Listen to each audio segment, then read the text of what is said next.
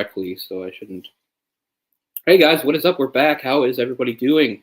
We're back with the Harry Potter series. This is year 2 of Hogwarts, Harry Potter and the Chamber of Secrets. I'm back with Jess.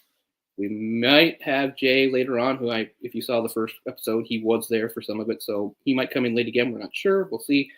But we had to do an earlier start time.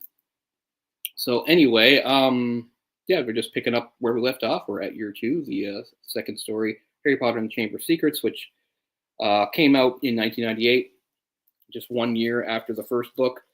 I don't want to retread old stuff. We did a longer intro in the first one, sort of to like talk about the series in general and our, how each of us was introduced to the series, the books and the movies, etc. So you can watch that in the first one. But I'll just say, both books were out when I started. I started reading in 98, so I got to read them back to back, basically.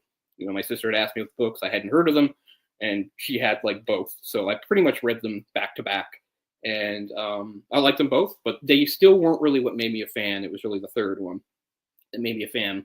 So, I read that kind of right away when it came out. So I did have the experience of reading the first two. I didn't have to wait. There was no waiting period for me. I just read the first book and immediately, pretty much probably within the same span, a few days, picked up the second book. So I didn't have to wait. And by the third book, they were already talking about how they're going to make movies. And the fourth book came out just about a little less than a year before the first movie. By the third book, it was already a worldwide phenomenon. People were talking about it. I was making kids pick up books again, which was already a thing we were worried about in the late 90s. Now God knows what the hell kids read. I don't know.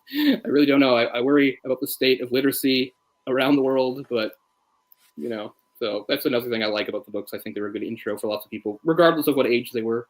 Some people, when they're adults, they just don't read as much. And I don't think there's anything wrong in saying if you were an adult, you started reading books and that got you back into reading. There's nothing wrong with that. They're kids' books. No, whatever. I don't care.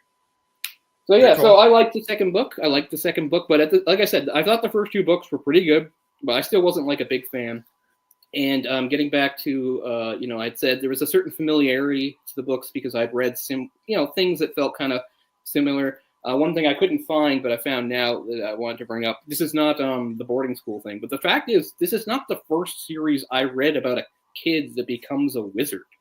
There's actually a series that started, I think, in the early 80s by American writer Diane Duane, and they're called the Young Wizard series, and here's the very first book. It's called So You Want to Be a Wizard, and I think it takes place, I haven't read it in quite a few years, but it takes place in New York City, and it is about a young girl who becomes a wizard, but it's very different from Harry Potter in the feel. Harry Potter very much went for the classic witches and wizards thing. It took place, Harry Potter takes place in the contemporary world, 20th century, but then, there's a crossing over into the wizard world where there's broomsticks and cauldrons and robes and all that stuff. This isn't like that at all. There's none of that. It's just simply being a wizard is a way to harness magical power. She stumbles upon this book, and she's got a friend who also becomes a wizard with her, and then she has a younger sister, and it's crazy stuff. You might think, oh, it's really simple. It's not. There's no school. She meets other people. There is a secret world. They meet adult wizards, but there's no school. There's no organized hidden world the way it is with Harry Potter. With they have their whole friggin' society. And this, wizards are much more rare and hidden. I haven't read. All I can say is what's funny is almost every book kind of ends the same way, where there's some sort of massive magical problem they have to overcome, and you'll get it. I wish I had time to find it, but you'll usually get into one of the climactic chapters, and you'll read pages and pages about stuff like energy waves and stuff like that, and you'll kind of not really know what the fuck is going on, and it goes on pretty long. I can't find it, but it's just energy waves began coalescing, and Nita, that's her name. Nita felt the power straining down on her, and this would go on and on and on, and kind of all the books went that way. It's pretty funny. So I haven't read them in a long time, but they're pretty fun books. So yeah. So I like to point that out to people too, that there was a book about kids becoming wizards in the secret world of magic before Harry Potter. I know I already kind of raked Harry Potter over the coals a bit for being so similar to Tim Hunter from the comics. I was going to say, at least it's not that one. Yeah, but no, this is very different. They're fun, though. Here's the sixth book. I think there's 7. These are the ones I could find, though, Wizard Alone. There's also 7 in that series, huh? I think so. It's hard to... Let's see. Wait, this might show it. Usually they have a thing for all the books in the series. 1, 2, 3, 4, 5. Yeah. Yeah, so this is... So you want to be a wizard? Deep Wizardry. High Wizardry. A Wizard Abroad. The Wizard's Dilemma. A Wizard Alone. And Wizard's Holiday. This also doesn't really have the big myth arc that Harry Potter has, with like an overarching villain and stuff like that. These obviously follow each other up, but there's not like a sort of larger story being told. I can't remember. It's been many years since I read them. I'm missing the ones in the middle. I'll have to reacquire them somehow. But anyway, I just thought I'd point that out. They're fun books, but they're very different, like, from Harry Potter. So you couldn't, like, in that one, you couldn't really say Rowling was, like, really stealing anything, because she went for, again, a sort of a classic medieval type of thing with cauldrons and stuff. This is much different. I think they can make wands out of, like, I can't remember, but I think they, like, make their own wands out of, like, household items. Like, I have to look at it again. I can't remember, but I did dig that out. Oh, hello, Jamie. Nice to see you. Have you with us? But I did want to point that out before we got going here. So, yeah, don't have much else to say. This is the second film, which they started shooting like 3 days after the first film's release in November of 2001. Come out again in November 2002. Big year for this kind of stuff. I probably said before, 2001 is the year that revived fantasy. Fantasy was pretty much a dead genre in the 90s. Yeah. 2001 brought it roaring back with the Lord of the Rings and Harry Potter in the same year. And a sort of different fantasy, of course, was the Star Wars prequels. Like 2002 had this movie and the Two Towers for Lord of the Rings and the Clone Wars for Star Wars. And John Williams did music for all three of them. Or no, John Williams didn't do the Lord of the Rings. No, he didn't do the Rings. No. Yeah, that was Canadian composer. The guy that always worked with David Cronenberg. Not Horner. I'll come back to that. No, I will remember later. But anyway, it's one of those. Yeah, please do, because that's now going to be bothering me. Howard Shore. It's Howard Shore. Yes.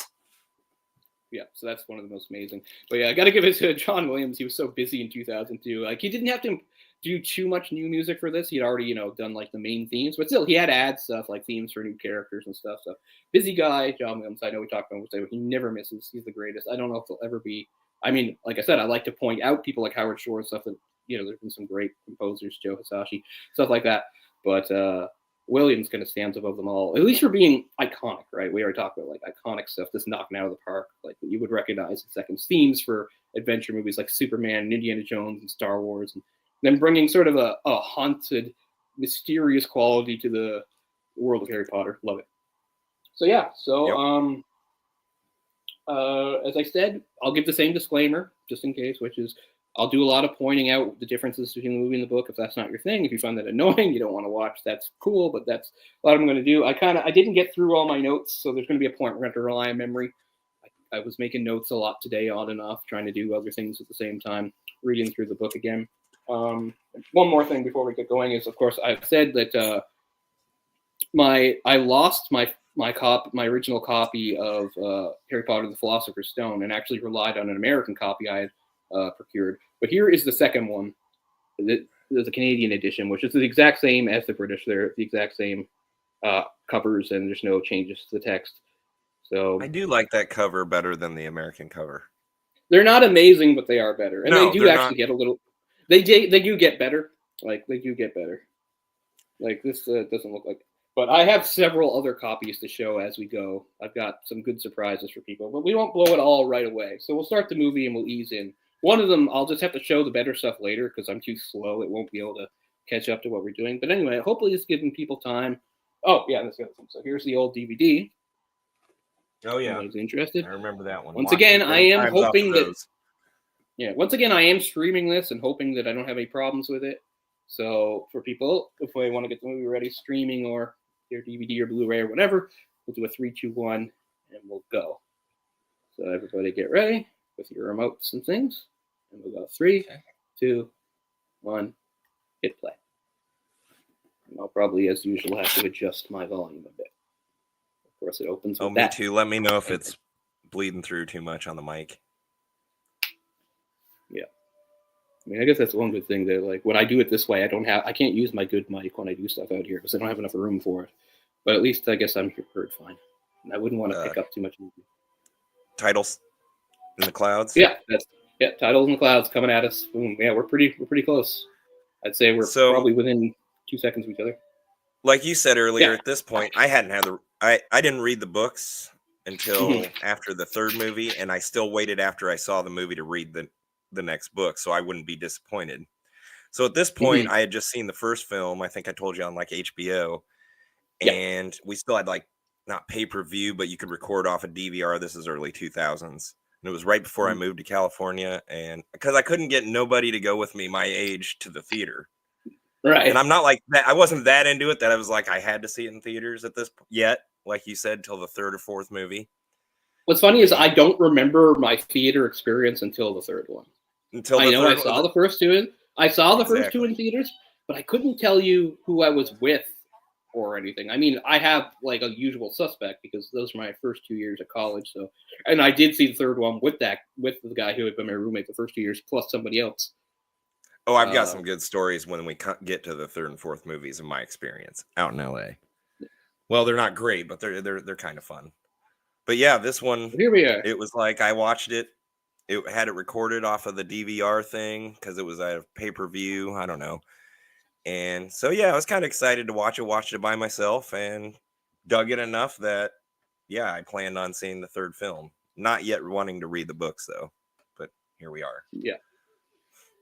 There's the Dudley household or the Dursley household again. So once again, they kind of move things forward because this is the chapter's called The Worst Birthday because this is actually once again on Harry's birthday, which in the books is July 31st. But the movies seem to have not on purpose, but moved his birthday to August 31st because in the first movie they had him basically, go out, after Hagrid beats him, go straight out to the Hogwarts Express. Whereas in the book, he actually comes back, spends a dismal month with the Dursleys, and then comes back. So they're going to speed things up here again. I mean, that's what they usually do. So again, there's our Dudley. But this is the same setup. They've got important business contacts coming, and Harry's job is to be upstairs pretending he does not exist. The only thing they really took out is he has an earlier clash with Dudley where he pretends to do magic, which gets Dudley upset, and then later. And we were talking about some of that harsher humor that maybe American audiences weren't as used to unless you read something like Roald Dahl. Aunt Petunia actually throws a frying pan at him. Doesn't hit him, but she does throw it. So this skips past that. Also, when he's outside looking through the hedges in the yard, he sees Dobby's eyes. So there's a little foreshadowing that Dobby's already been around. So here we go. He's meeting Dobby. Dobby looks good. This is pretty much what he's supposed to look like. So, of course, I already showed the other one. So here is the second illustrated one, which is by Jim Kay, the nice cover of the Ford Anglia making its flight. I might even like that better than the last one we showed. I keep getting better. Yeah, they get really good. Oh yeah, I like this inside thing. Here's the greenhouse, which plays an important part in this story because of the what are they called, mandrake plants that they have to use to heal the people. That scream. So here's year 2 Harry. Plus and there's Dudley, who of course is blonde in the books, stuffing his face.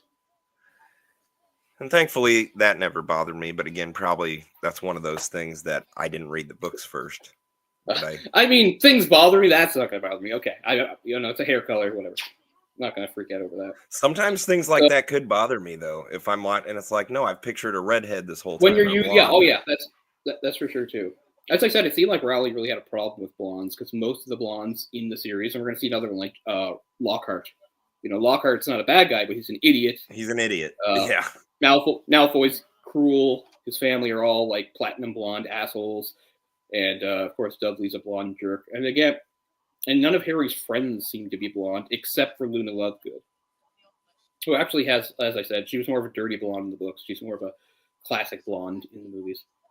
So they're not going to change much here. It's the same sort of conversation, about how, isn't it weird that your friends haven't sent you any letters and you shouldn't go back to Hogwarts. And, he's like, he's going to do the thing with the cake. Here it is, chapter 2, Dobby's warning. So there's the cake thing, the pudding or whatever. So here's another change they're going to do. Once again, the movies sometimes try to make things a little more dramatic. I don't mind. Because they're going to have Dobby actually drop the cake on the woman. In the book, he just has it splatter on the floor, and it gets all over Harry. They're not even in the room when it happens. They're off in the sitting room, and he's in the kitchen. and it just splatters. But the one thing that does happen to the woman is that I can't remember if they're. I mean, this is one thing I can't remember about the movie. Does an owl come in to warn Harry about using magic? Because in the book it does, and the owl actually frightens the guy's wife, and that's what really makes them mad. They were mad enough about him like knocking splattering the pudding or whatever, but what gets after the woman, the guy's like, is this some sort of joke, Dursley? My wife is afraid of birds, because it's a pivotal moment. It's not that important, but they point out here, the Japanese golfer joke that's in the book, that was a really important thing. He was very proud of that. I don't want to get distracted by the actor, but yeah. But it is kind of an important moment because it's basically like I can't remember, it's not a howler, but they find out what's in anyway, it's pivotal because the Dursleys find out that he's not allowed to use magic. I think they're just going to skip over that here. And in later movies, they just sort of imply that they know now somehow. Because that was the joke at the end of the first movie and the first book was like, they don't know he's not supposed to use magic. They tell him not to, but they don't know he actually can't, because if he does, he'll get in trouble with the school. So that's one thing that's going to happen here. So yeah, he's got the letters. He says, I'll only give them to you if you promise not to come back to the school. Blah, blah, blah. Dobby looks even more wretched here. The computer animation on Dobby, I think, is pretty fantastic. It holds up especially very for its well. time. I mean, yeah. 2002, yeah. No, it looks very good.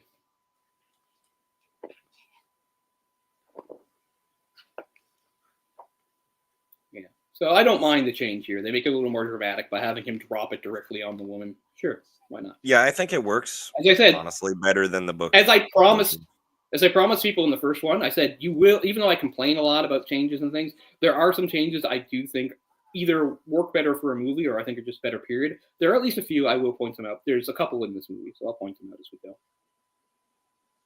So yeah, they're gonna help me a lot better when I started reading the books going, because one, I had the characters in my head already. Probably said this on the last one we did. What they look like in the movies, that helps a lot. And then I'd say over half of the big differences I was like fine with, and some of them I was so glad they didn't put in the movies, and I'm sure big hardcore fans would argue with me and have before. As I said, as far as like casting goes and how they portray some of the characters, obviously I think it's mostly really good. And some of the things where it was different, it's not even necessarily attached to the book. I think I brought this before. My favorite character is Lupin. And the way Lupin's described in the book more or less lines up with the actor that could play Lupin. But just in my own head, for whatever reason, I pictured him very differently. I pictured him having long, kind of silvery hair and being very youthful looking, which is and kind of handsome. And they really went for the whole shabby, tired look, which makes sense because that is how he's described. So it's just one of those things where, for whatever reason, my brain just came up with its own idea of what Lupin looked like. And he did know with a few other characters too, but for the most part, of course, casting's good. So I was just thinking, looking at the actor playing Vernon Dursley there, I'm thinking, so many of these actors have passed on. I'm pretty sure when we did this one back in September, Maggie Smith was still alive. And then Maggie Smith died September 24th. Oh, yes. So she died like right after we did this. So down another one. Very sad. She had a great career. She had a great career life. And we'll get to this, I'm sure, in those movies. But she was battling illness back in the last couple movies. And so that's over a decade ago. So she was playing old 35, 40 years ago. Yeah, for sure. Well, her age, they've been sort of weird about. And in the books, they always showed her having, like, dark hair. Again, not a big deal, instead of, like, gray. But as I said, not counting her, because she's a different generation. But the people that were, like, the same age as, like, Harry's parents, which would include people like Snape, Lupin, Sirius, Bellatrix Lestrange. These people were all younger than the actors that played them. But the actors were mostly pretty good, so, you let it slide. But they were all quite young. Like, Harry's parents were in their early 20s when he died. They'd only be in their late 30s when the movie starts. Or they're, I guess, in their mid-20s. Something like that. And, Alan Rickman's already, like, come up on 60, I think, in these movies when they start. But, Alan Rickman's awesome. So. Yeah. Oh, yeah. Seriously. Rescue with the Ford Anglia. I'm going to say that about a lot of the actors in this. From Vernon to, we were just talking about the great Maggie Smith. So they actually did a 2-page spread for this is not them. This is what we're seeing now: the escape going to the burrow. This is not the following the train. So I think that's cool that Jim Kay decided to focus on that. Looks pretty good. So once again, we're just gonna hurry things because, as I said, that was supposed to be Harry's birthday. So in the books he spends a full month here, and it's described as the happiest time of his life because even though he loved Hogwarts, this is the first time he's experienced like a loving home environment. And now it's like the next day after his birthday, they start getting ready for school. Yeah. I mean, you don't really miss anything that's important in there. So it's chapter 3, The Burrow, which is the name of it. But there's an interesting part, too, that, like, his trunk had actually been locked downstairs in the books. But Fred and George get out and go downstairs, and they actually use lockpicks. Because they say, you know, we always thought it's actually important to learn these skills, even though most wizards wouldn't bother with it. So I always thought that was a neat part about Fred and George, like, because they were interested in stuff even besides magic when it came to mischief, which I thought was cool. Shout out Dan Shine and Jamie in the chat. Hello. Oh, Dan's there? Hi. What's up, Dan? Yeah. Good to see you. Sorry, I did try. Got a lot of stuff to keep track of. Yeah, Rip Maggie Smith. She was a fucking legend. A lot of them were. I mean, anybody who's anybody in, like, you know, the British acting world pretty much had some role in these movies. Very few.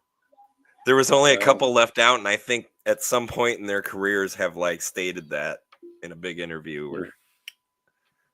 And, of course, the one that died the soonest after this was Dumbledore, Richard Harris. Yeah. Harris? So this is Richard Harris's last appearance as Dumbledore. I stated, I think he is the better Dumbledore, but, you know, he died. What can you do? You know, so yeah. Nothing against, what is it, Michael Gambon? No, and he's... Yeah, he grew on me, and I didn't think he was going to. Right. So they are trying to show that, like, Ginny having, like, a big crush on Harry and being awkward around him. As usual, there's little subplots that they can't keep in the movie. It's not a big deal. One of the subplots going on in the background of the book is that Percy's acting all weird and secretive, and nobody knows why. And eventually, was it this early on? Yeah, because it's revealed in this. Because okay, you know how, like, there's various attacks by the Basilics and various people and ghosts and stuff get petrified? They take one of the attacks out. There was a Ravenclaw girl named Penelope Clearwater who gets attacked. At the end of the book, you find out that Percy and her were, like, dating, and he was trying to keep it a secret because he was embarrassed or something. But she doesn't get attacked in the movie? I can't remember. I don't think so. There is an actress who portrays her in the movie, but she's not, like, named or does anything. But technically, she's in the movie. She just doesn't really do anything. But that's a little subplot that's in the book that, again, obviously you can afford to drop. But it is too bad that I really thought it was too bad that when they did the 4th movie, they actually had Percy come back like he's supposed to, and he's supposed to be Crouch's assistant, but they don't say it. They show him in the movie, and they show him sitting with Crouch, and they show him taking over doing the judging, but they never say a fucking word about it, even though by this time Percy, of course, has graduated, and he's, like, working, just like the 5th one, which is the biggest mess ever, right? It's the longest book, it's the shortest movie, it's a mess when we get there. That's going to be crazy. I'm going to have a heart attack when we do the 5th one. But, like, it's like a big part of that, right? It was the whole thing in the 5th one is, you know, nobody believes Harry. So many people don't believe Harry. He's getting smeared in the press. And the big sort of drama for the Weasleys is that they're all on Harry's side, but Percy's not. And Percy's, you know, caused this rift with his family because he stands with the Ministry, and the Ministry's position is that Harry's a liar. That's not, of course, in the 5th movie at all. They just completely remove that. But they remove many things. Yeah, so the only thing they really do here at for the bump is, like, they play Quidditch with each other. There's also a scene where they de-gnome the garden, where they have to go out and get rid of these little gnomes, or these little rocky creatures. So skipping over that is no big deal. So now we're doing the flu powder thing. So here's what a gnome looks like. They don't look like... They're garden gnomes, but they don't look like the garden gnomes that we see in pop culture. The little brown potato-looking guys. So Diagon Alley. So we're at chapter 4, which I believe is called We're at Flourishing Books.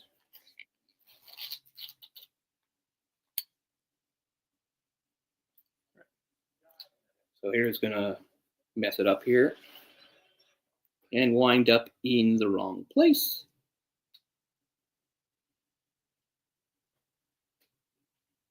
Yeah, I kind of want to play the game, but I feel like I don't want to get into a thing about Rowling again. I made my position clear. I am interested in the game. I need some time to go by at least.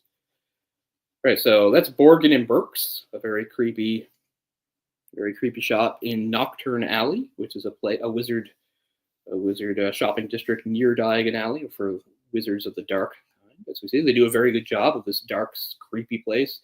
People are interested. We're coming up on 16 minutes at 15:50. Yeah, so we'll be at 16-minute marks if anyone needs to catch up. There's the Hand of Glory, which is very cool. Because mentioned in the book, a Hand of Glory is a real thing from, I don't know, mythology or folk tales or whatever, which is like this weird hand that if you put a candle in it, it will provide light only to you, but you'll be in darkness otherwise. It's used for thieves. There's a little bit in the book where like Malfoy is looking at it and expresses some interest in it. But anyway, Borgin and Burke looks very good here. The shop is so cool, by the way. Yes. Right. So he just gets out. So they just removed a whole scene. So there's a whole scene where Malfoy and his dad come in. He hides and watches his dad watches them. Yes, I remember. Because he has to get rid of some of his dark objects because the people at the ministry are starting to like search houses and stuff. So he actually sells some of his stuff.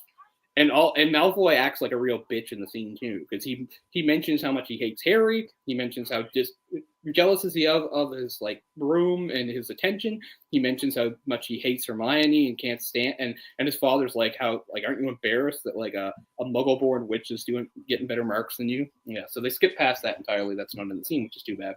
It's not huge, but anyway. Also, I'm pretty sure when they're going to meet Hermione here, Hermione's parents are actually with her in the book, so we get to meet them.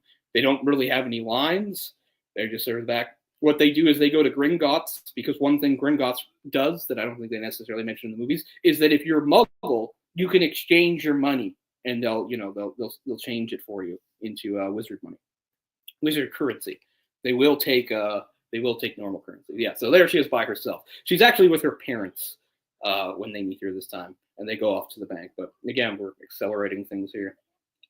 She doesn't do Oculus or Pero, but of course, we talked about this before, the screenwriter loves Hermione. And I said in the first one, it's not so much in the first one, but as we go, we're going to see that too much to Ron's detriment, if you're a Ron fan, the screenwriter often takes away good lines or good actions that Ron does and gives them to Hermione, even though they don't always make sense, because he loves her and wants her to like be even more amazing than she already is. Just like that little bit of her fixing the glasses.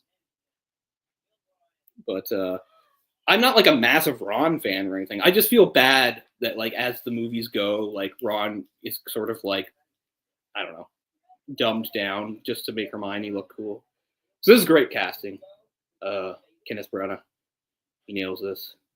I wonder. His opening line is one of my favorites too of this movie. Allow me to introduce. What's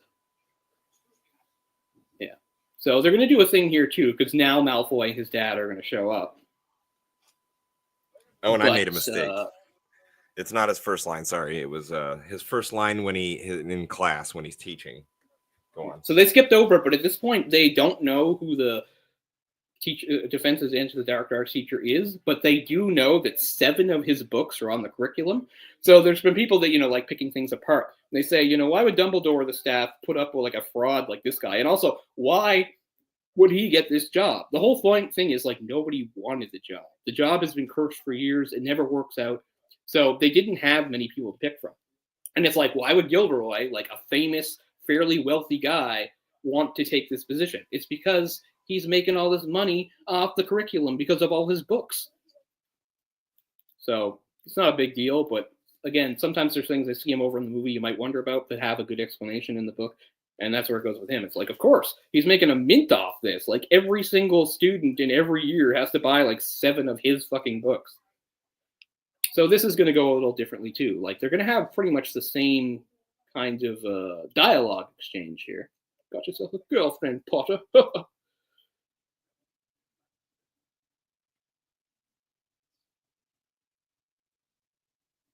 Oh, I have to watch. I didn't see that, Jane. Yeah, I want to. Oh, I will definitely have to see that. So, yeah, cool. I'll look for that. Scottish legend. So this actor, this is of course our introduction to him. Jason Isaacs. Jason Isaacs almost didn't take the role because he'd already played like Captain Hook or was going to play Captain Hook in the Peter Pan movie that I think came out in 2003. And like when he was up for it, like he had to be talked into it because he's like, I'm already playing like a bad guy in a kid's movie. Should I really do it again? But like they kind of convinced him. He's like, I'm really glad I did, obviously. So he's a very good. He did a good job as Hook. And why the dad. I fucking great. I don't. Okay, now it's back. For a while, my subtitles disappeared. Okay, so her parents are there. Yeah, they're in the background. They're featured extras or featured background actors. Okay, I thought they weren't in the movie. Okay, that's kind of cool. But he's doing. I was going to say that earlier, but I thought you had said they were in the background, so I didn't want to repeat. Okay, no, I didn't actually know. I knew that he said your parents, muggles aren't they, but I didn't know they were. So this actor, he's on like a detective show that like my parents watched a lot. The guy playing Arthur Weasley. I didn't ever remember seeing him before this, but again, I loved his performance in this. Now they have the same thing. He's going to say we have a very different idea of what disgraces the name wizard. But what's different here is he then throws out another thing about them sinking low. Let's see if he says it. Clearly, is that it?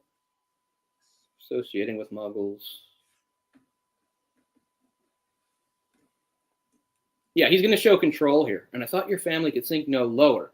Arthur, in the movie, keeps his cool. In the book, he fucking takes a swing at him, and a whole brouhaha breaks out.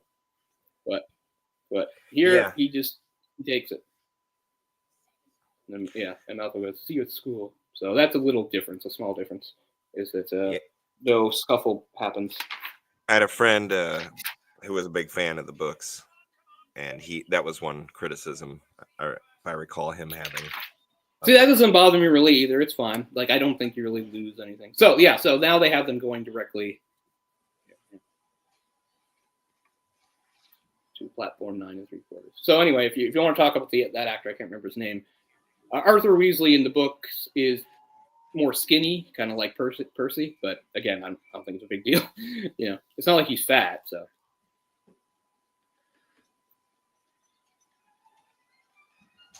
Bam. Poor Hedwig. She really has a rough time in the next little while. Plus, she had a shitty summer just like Harry because they wouldn't let her out of her cage. Now, you could say this is a stupid thing, but they are 12-year-olds. Let's not forget. They're just like, the only option is to steal the car. Or we'll miss the, there's so many other things they could have done. But they're just like, we can't miss the train. We got to get there. We'll steal. I mean, you guys came in the car, so you're stealing it, so your parents can't even get back in it. They didn't fly. They just drove normally. I thought they would know better even at this age, though. I do agree with that. So they just show them being seen here. The thing is, like, there is an invisibility thing, but it goes kind of wonky, so it goes on and off a little bit. There is a thing, like, in the book, they do wind up getting seen a bit, and there's a thing that Snape yells at them about because it's already in, like, some newspaper about, Oh, okay, they do have the invisibility. Okay, so they more or less do it. They do it. And then they mention that, too, I think. Yeah, about how they had to, like, modify some Muggles' memories. Modify Muggles' memories. Well, Snape hollers at them for it, and that they were seen. Here's a cool shot of the burrow in, like, the darkness.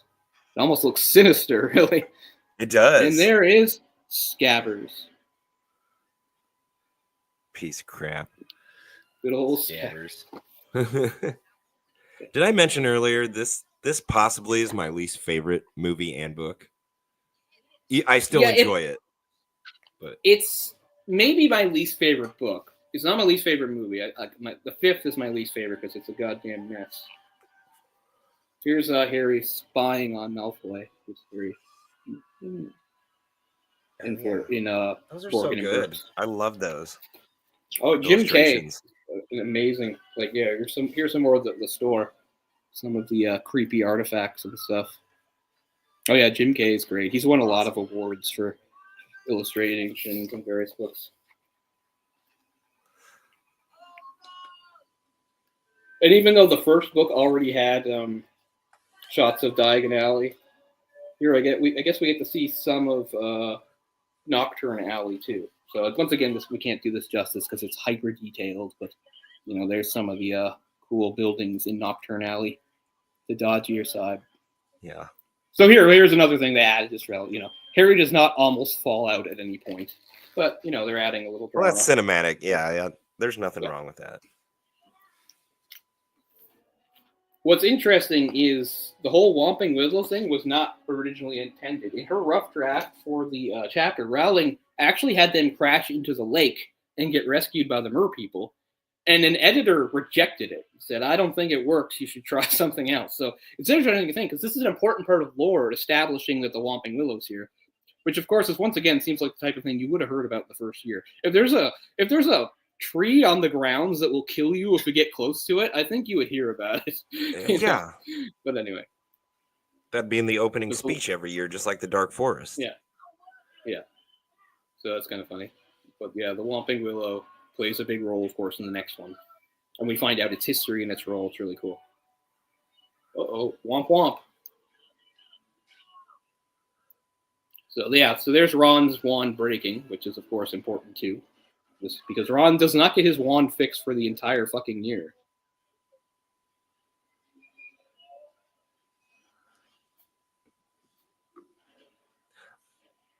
I don't know if J.K. Rowling's writing a sequel to the last book. Now, she did write the story to the Broadway play, Cursed Child. Everybody hates that. Harry Potter, which is technically could be a sequel. Is a sequel. Yeah, because it is when they're adults, but it's full of time travel garbage and stuff. I've never read it because again, I was gonna. I've read parts of it. I know the gist of it. I know what happens. It's quite controversial. A lot of people don't like it. I mean, I don't think we need any more stuff in the world. They already did unless they want to finally do something with like Dumbledore and Grindelwald, because they still didn't. They did a whole trilogy, and they still didn't actually get to their fucking duel. No, but I couldn't believe that when that ended. Like, I still like that movie, but I couldn't believe it ended there. I'm like, so we still don't see their duel, their famous duel that's so important at a pivotal moment in the Wizarding world in the 20th century. That just I honestly, I want a grown-up movie. Was it 17 or 19 years later? What was it?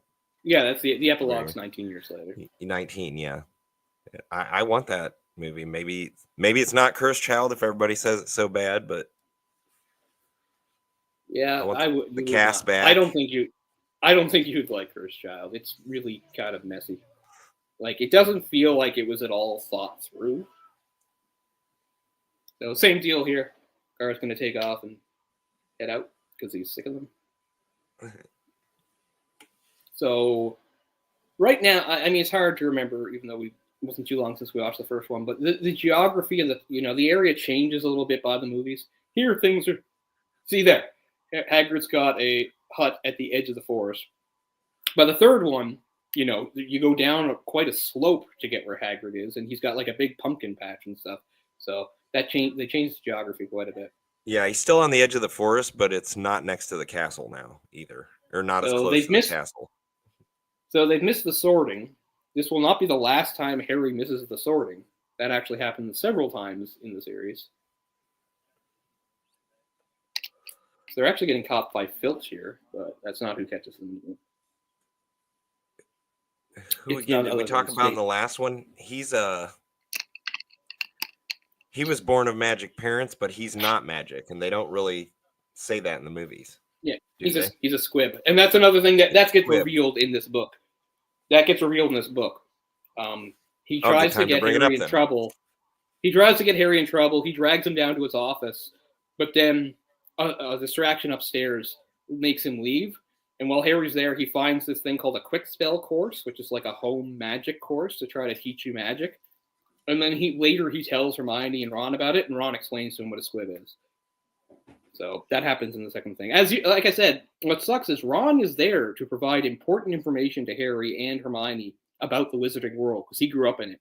And over again, they give those lines to Hermione. And it's going to happen here too. Speaking of giving lines, this whole thing he's going to say, I assume you guys, where Ron's going to say, we're expelled, and we're going to have a McGonagall go, not today. That's actually Dumbledore's line in the book.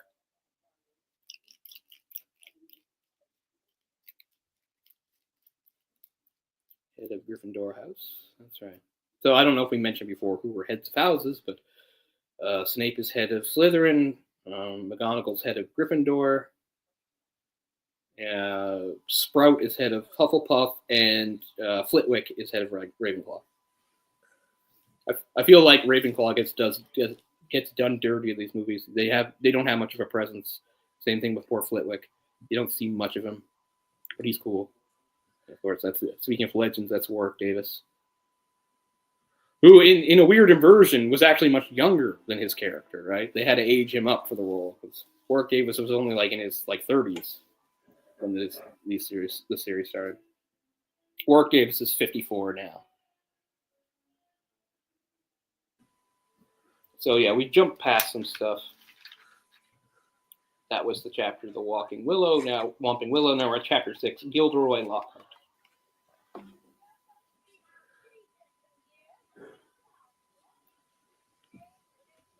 Sprout, greenhouse. They're with the Hufflepuffs. This is also where we meet one of the Hufflepuffs again. He's in the movie and he is important, but I don't think they name him or point him out. And that's the somewhat stuck-up Hufflepuff, Justin Finch Fletchley, who was also Muggle-born, which is important, and was also kind of like obviously born like wealthy or something, and snobby. He mentions that he had his name written down for Eton, which of course is a very prestigious school in Britain. A lot of like rich people went there. What's funny is a few years ago when that idiot was prime minister, you know who I mean, the guy with the crazy hair. Fuck. The minister anyway, that's the real life prime minister that everybody made fun of a oh couple of years ago. He had the weird swooping hair. Anyway, I remember seeing like a comedy thing about him, and they were talking about like his life and his history. And one of the things says like a lot of like these rich people like as a kid he went to the prestigious boarding school Eton, and the announcer goes, which is like Hogwarts for wankers. But you know who he is. I can't remember his fucking name. I'm looking up. So here it is again. They've got the Slytherins in with them. The Slytherins do not share this class with them. They're just trying to give more screen time to Malfoy and people. Malfoy's getting bitten, but they don't share the class with the Slytherins. They share it with the Hufflepuffs. So here's Boris nearly Johnson. Nick. Boris Johnson, thank you. Yes, he went to eat John Cleese, which is like yeah. So that's one of the biggest things. There's an entire chapter that's almost entirely cut out that revolves kind of around him. Because remember how in the first movie I was annoyed by some of the things they cut, so that when certain events happened, Harry, Ron, and Hermione seemed to be out in the halls for no goddamn reason. They were just wandering around and stuff happened. And that bothered me because in the books there were actual reasons for it. Like, again, like the duel with Malfoy. They cut it out of the movie. But in the book, Malfoy challenges Harry to like a midnight duel, but doesn't show up because he just wants them to get caught out of things. The other thing they eliminate from that is a lot of the times they were out, Neville was with them when they also for the punishment that Malfoy was part of when they go into the forest. Neville was with them, so they actually eliminated Neville's role. There's the annoying Colin Creevey. Here's the Howler. But anyway, I was going to say is there's a whole thing about, and we'll get to it, that once again Harry, Ron, and Hermione are in a weird place for no fucking reason. And then everybody shows up. It's when they find the first victim. And it makes no sense at all in the movie. And stuff like that. Like, I just don't know how people watching the movie accept it when there's, like, nothing to explain it. They just seem to think that Harry, Ron, and Hermione just spend all their time wandering down lonely corridors by themselves for no reason at all. And sometimes, after hours for no reason. Like, yeah, they're out after hours a lot, but always because they're trying to do something. The movies have them just strolling around, breaking the rules for no goddamn reason, and it drives me crazy. So we're going to get to that when we get to it. Hello, Sean McManus. And Dan had the answer probably before I found it, too. So, Boris Johnson, yeah. I can't believe I forgot. It's such an easy name. But yeah, I just remember watching this. He went to Eton, which is like Hogwarts for wankers. It's like, yep. Here's the line. But that was Justin Finch Fletchley, who again is in the movie. He's the one that the snake goes after, or seems to be going after, when Harry everybody thinks he set the snake on him. And one of the reasons that's important, that's not in the movie, is that he's Muggle born, right? They don't say that in the movie, but that's why it's important. Because it's like, oh, he is the heir to Slytherin. He's setting snakes after the Muggle born, even though he's like best friends with a Muggle born, but still. So yeah, this is really good. Oh, we're at another Hermione is perfect and amazing scene.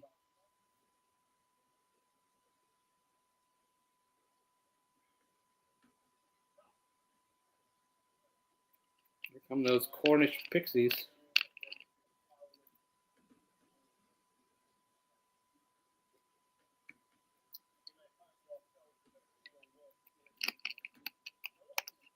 At least both the movie and the book at least give us classes, because actually, like, in the first book and movie, there's like pretty much no scenes of them having dark defense against the dark arts. Like when Quirrell was the teacher, there's like no scenes, so you don't know what the fuck they learned in the first year.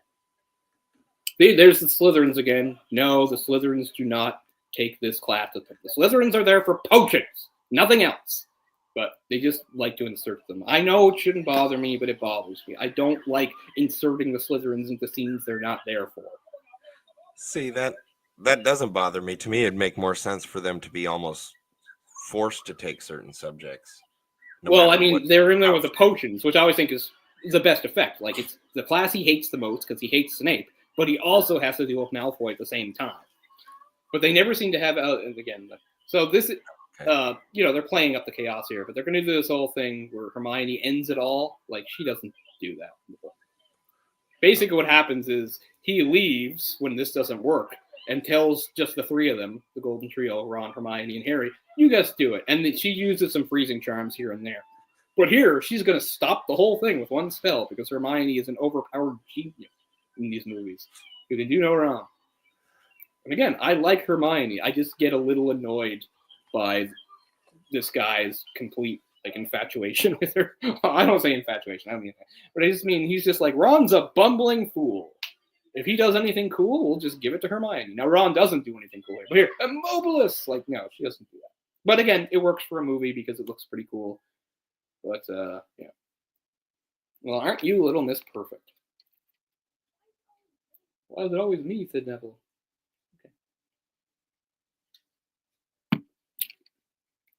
So there's Wood, who, once again, I said Wood is more sympathetic in the movies. In the books, he's kind of obsessed and crazy. So we're at just past 38-minute mark. We're coming up to 38 minutes and 20 seconds about, if anybody is interested or wants to catch up. So the same thing does happen here. They booked the pitch, but the Slytherins are here because they have permission to train their new Seeker. Who's the Seeker? It's Malfoy. Colin Creevy should be there. Maybe he will be, I don't know. So, as I mentioned before, when it came to Quidditch, the Gryffindor team is insanely young. They didn't have any 6th or 7th year players last year, which is crazy. So this year, they have the exact same lineup because nobody left. Wood is only in his 6th year now, and he's the oldest. And I was looking up people's years. I couldn't find it. I found out in this book, Alicia Spinnet is 2 years older than Harry, so she's the same age as the twins. So Wood is in his 6th year here. Angelina is in her 5th. Alicia Spinnet's in her 4th. Katie's in her 3rd. And the twins are in their 4th. And Harry is in his 2nd. So again, even a very young team. They were insanely young last year. Now they're still pretty young. So this is something I don't think you come back from, right? I couldn't come back. I wouldn't think so. If I was at a wizarding school and I was threatening some guy and my spell backfired and I started coughing up slugs, I'd have to move. You don't come back from that. Even Creevy even took a picture there. I get it. This isn't the same as normal society with I don't know, social media and everything, but still, they just be kill yourself, Ron. I just don't know you come back from it. Okay, so here's another thing. So I hope we'd bounce back. So at this point, he's already called her a mudblood in the book. I can't remember. Yeah, so he must have here too. Because, okay, here's what's happening again. So once again, when Harry's going to be a moron, like Hermione doesn't know what mudblood is either. Here they're going to have her say it, but she shouldn't know. I mean, she should know by context. You have to, like, what kind of idiot you have to be to not understand him calling a Muggle-born mudblood? What the fuck? But here it is. She's like, it's really foul name for someone. But in the book, even though Ron is coughing up slugs, he is still the one who makes the explanation. But here, no, Hermione knows everything.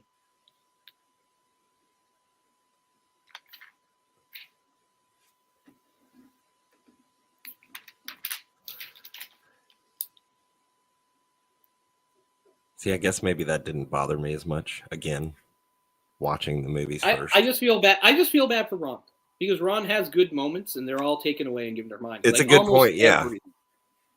So again, because I like Hermione, I like her. I just feel like all they do is build her up to Ron's detriment, and sometimes it doesn't even make sense. I'm not saying Hermione wouldn't definitely know, but it makes more sense for Ron to know because she's okay. Later, I might as well say it now because I'm thinking of it. Later in the movie, right after he's like hearing the basilisk and nobody else can, Hermione says to him, "Here, even in the wizarding world, hearing voices isn't good." Again, that's Ron's line. He's the one who lives in the wizarding world, not Hermione. But they give it to her anyway because Ron's not allowed to know anything apparently. So there's his.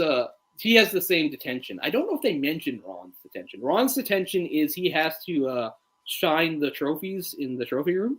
And that's why he remembers the name Tom Riddle, because he polishes a trophy that Tom Riddle got 50 years ago for service to the school, which was actually supposedly, finding the monster and getting Hagrid expelled. So I can't remember if they have Ron do that or mention that, but that's in the book where he remembers the name Tom Riddle from that. So if there's a big problem I have with this book and movies, it's not a plot hole. It's like, they say that the basilisk moves around in the plumbing. What the fuck kind of plumbing do they have in this castle that an enormous 40-foot serpent can move around in the wall? That's some insane plumbing. That's like worse than the Ninja Turtles in their spacious sewers. You're close to my age. You grew up thinking that the sewers were like spacious and you could hang out in them, move around. Like, no, not most North American sewers. Like, yeah, sure. If you go to what's that movie? The Third Man. The Third Man shows that Swiss city with its big sewers, but that's not most sewers. Or Les Miserables with its big sewers in Paris, but no, most North American sewers. Nothing. It's good to have the subtitles here because I could never make out what he's saying. Like, let me kill you, let me rip you. Like, I could never make that out on my own. I could maybe get kill. I could get you saying kill.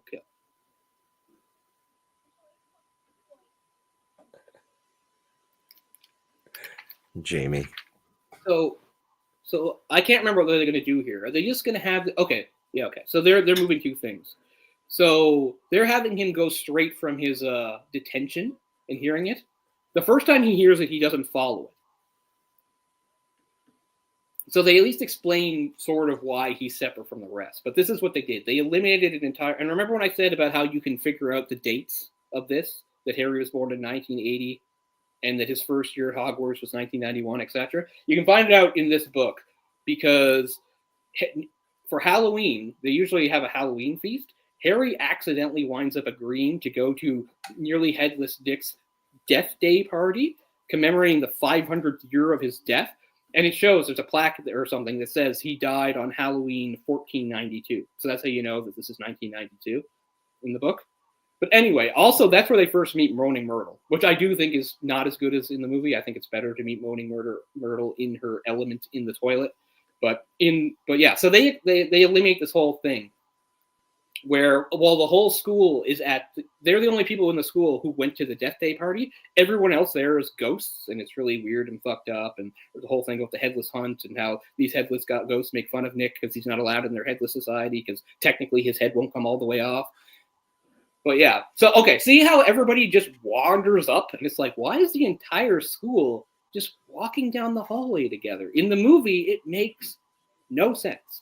No. But in the book, it makes sense because this is not the same night as the detention. This is the night of them coming from the Death Day party. So everyone is coming out of the Halloween feast. That's why everybody's together. The Halloween feast is wrapped up and everybody's leaving.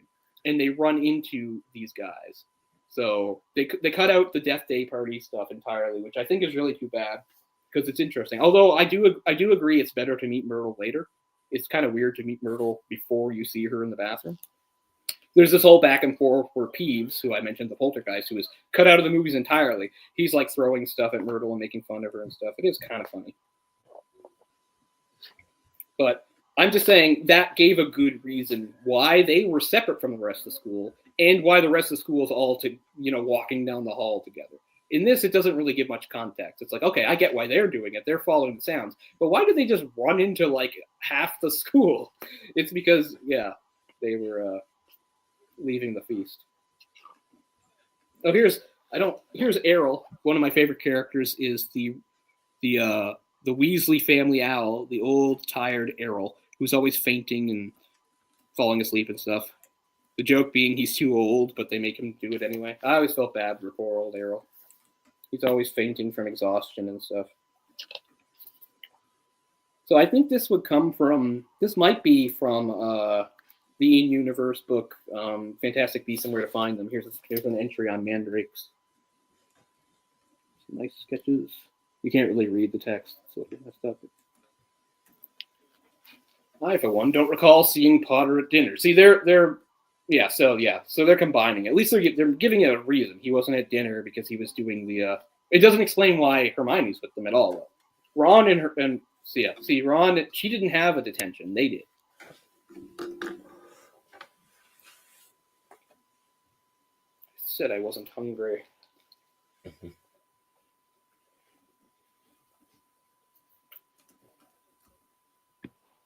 Innocent until proven guilty. Even in the wizarding world, what kind of bullshit is that?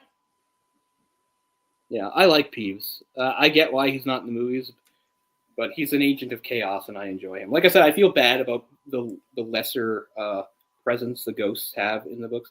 And then once again, we're going to get to a part where a cut character, their lines are given to someone else. Actually, we're coming up to it pretty soon, actually, because this is where they first hear about the Chamber of Secrets.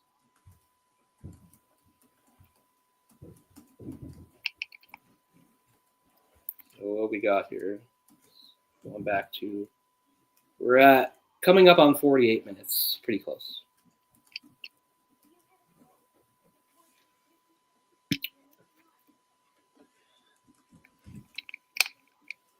It is strange. Yeah. So here she's going to take Ron's line again. Even in the wizarding world. Cut it off. But here, my subtitles are wonky. Parts, like entire lines, are just missing. I don't know why. Fucking crave. But anyway, she says, yeah. And again, that's not a huge deal, but that was Ron's line. I don't think that's as important as some of them. There's a really bad one of the third one that drives me nuts. Okay, so here once again, the Slytherins would not be with them for Transfiguration. Which I always think is the weirdest class. Like, you're playing God. You're like turning living animals into objects, or turning objects into living animals. I always wonder what the ethics of this. But I'm pretty sure in a minute Hermione's going to ask about the Chamber of Secrets, right? Yes. Jess McGonagall. Yes. So speaking of cut characters and ghosts, I mentioned in the first one, one of the teachers is not in the movies at all. Is the history of magic teacher, Professor Binns, who's a ghost. So actually it makes much more sense in the book that they're in the history class that they ask the history teacher about it. And they shock him so much because Binns is just used to standing up and droning in front of everybody and not actually answering questions or anything. But he gets kind of mad because he keeps insisting, okay, so they're talking about. But Binns gets kind of mad because he's just saying, like, it's not proven history and it's all myth and blah, blah, blah. But it's the most Binns gets to do, like, in the entire series. So it's kind of too bad that he's not in the movies. And why would you ask McGonagall? But you have to ask McGonagall because in this world, their history of magic teacher in class does not seem to exist. And I just felt bad about that, just because I liked Binns. I thought he was the funniest teacher. Oh, I was going to say McGonagall, I think she's made such an important She would know right away. She would know this stuff. Wrong. Yeah, she's like second to Dumbledore as far as I considered in the school. I'm just saying, I liked that it gave Binns something to do. Because usually Binns' only job is to drone on while Harry, Ron, and Hermione talk amongst themselves because it's the only class where you can really get away with talking because Spins does not pay any attention at all to the class. Like, nobody listens to him half the time, and he doesn't notice. It's kind of a running gag in the series. I'm not saying they lose a lot by that, but again, I can see a bunch of Slytherins. So they've made the school even smaller in the movie because they seem to have all of the different houses sharing classes. The horror within. This is about as far as I got making notes today, unfortunately. So the rest I'll just have to go off by memory. I know they noticed the spiders running away. They showed that.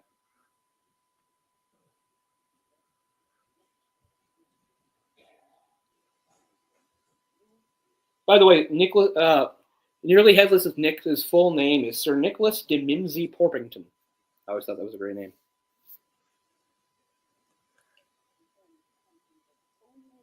Oh, wow, she's still talking about it.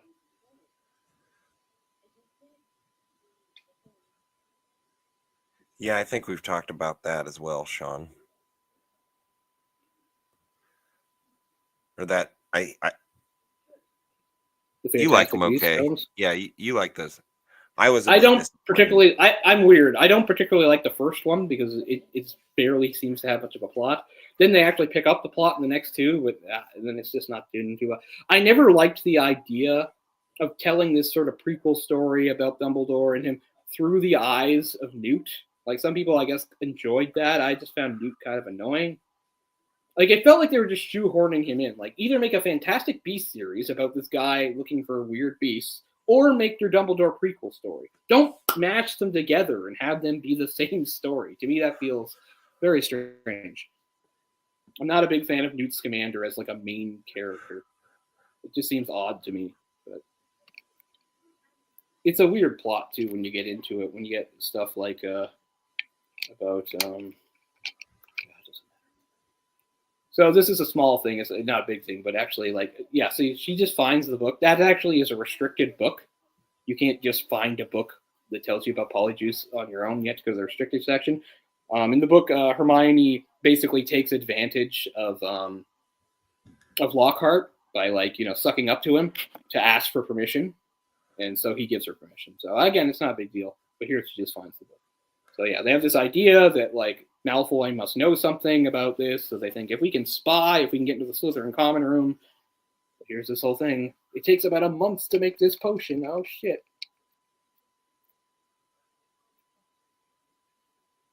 Yeah, I kind of think it would have been a little better if she got, even if they didn't show the scene, but if she got the book from the restricted archives. Chapter 10, The Rogue Bludger. This plays out more or less the same. As usual, they're going to make it a bit more dramatic, the whole thing between him and... I mean, I get it. The action scenes for the movie, of course. So those changes, never mind. They usually, if there's an action scene, they're more simple in the book. They usually, stretch them out and make them bigger in the movie. That only makes sense. That's what you would do. So I don't have any real issue with that.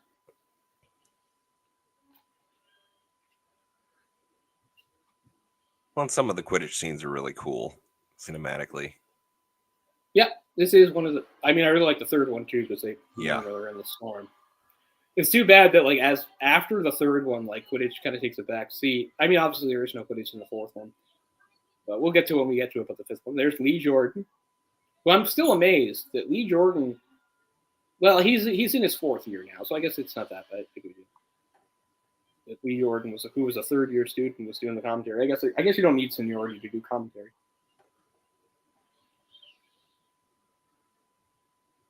Oh, Malfoy is here. I can't remember if that actually is true. That his dad came to watch. But I guess it could happen.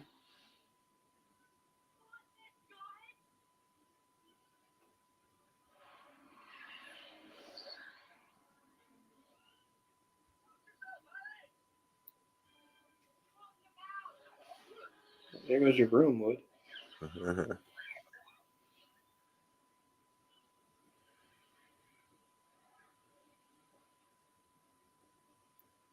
It's actually the Weasley twins that mention it's tampered. Here you have...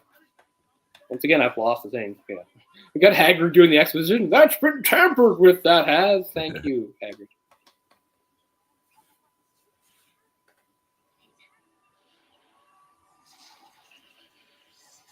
I think you would just what is wrong with Madam Hooch?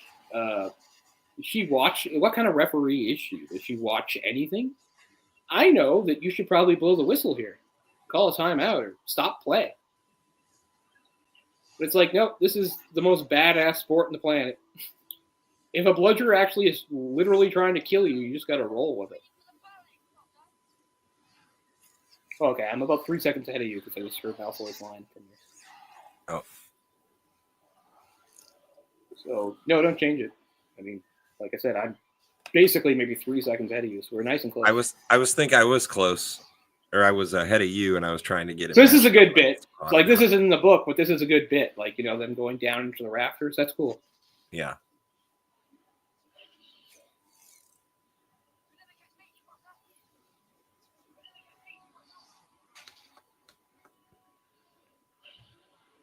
That's some good trash talk, Malfoy.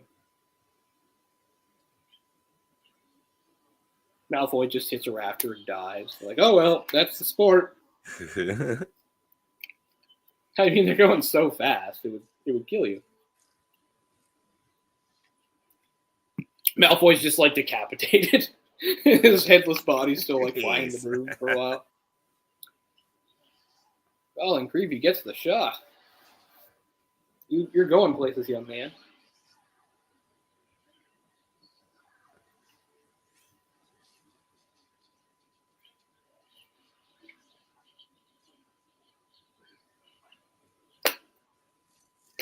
Where are we with the illustrations?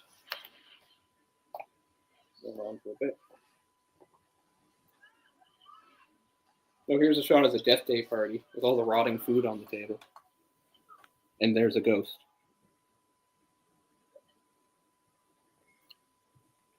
But yeah, that's the thing I miss the most. I realize it's not pivotal or anything, but I always just liked that scene.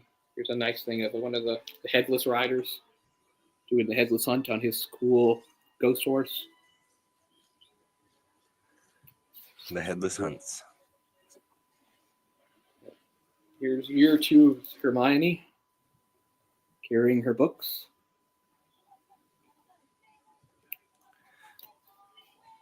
Close enough. They win the match. So, getting back to Quidditch, in the first movie, they don't win the cup because Harry is actually down, running around, trying to fight Quirrell. Or no, it's in the aftermath of the whole Quirrell thing. Harry's in a coma, basically, and so they don't. So even though they're supposed to be in the final, they don't have a seeker. It's kind of weird. There's a line in this book saying they had to play a player short, which I already talked about. I was like, you wouldn't just do that, wouldn't you? Have a backup seeker? But it was like maybe Rowling hadn't quite figured out the sport yet. But anyway, in this one, the reason they don't win is because everything gets canceled. There's no Quidditch Cup winner this year because towards the end of the year, everything gets canceled because they're about to send everybody home early because the attacks have gotten so bad. And the third movie, they're doing really well until the whole thing with I don't remember what happens. I mean, they lose a match, but then they win another one, right? Because they lose that match. It's the first time Harry ever lost a match. Was when the Dementors came and he fell off the broom and he fell. Died. Yeah. Myrtle looks way too old here. Myrtle looks like she's 80 years old. I don't think Myrtle does not look like a student. She looks old. No. Yeah. Although what's hilarious, interesting because the actress was super old. She was 45 or something, playing the teenager. Yeah. She's old as shit now. Here's Gilderoy Lockhart. Okay. Pretty cool. Blonde and toothy. So we get to see Dobby again finally, right? Doesn't Dobby show up here? Here's the scene we just saw. You can see Malfoy in the distance. I don't think he does in the movie yet. Oh, okay. Or no, I'm pretty sure. You're right. Here he is. Sorry. Yeah, Dobby shows up. And I think this is where he admits that he's the one that did the thing with the bludger. It's my fault you missed the train because I messed up the wall and I did the bludger.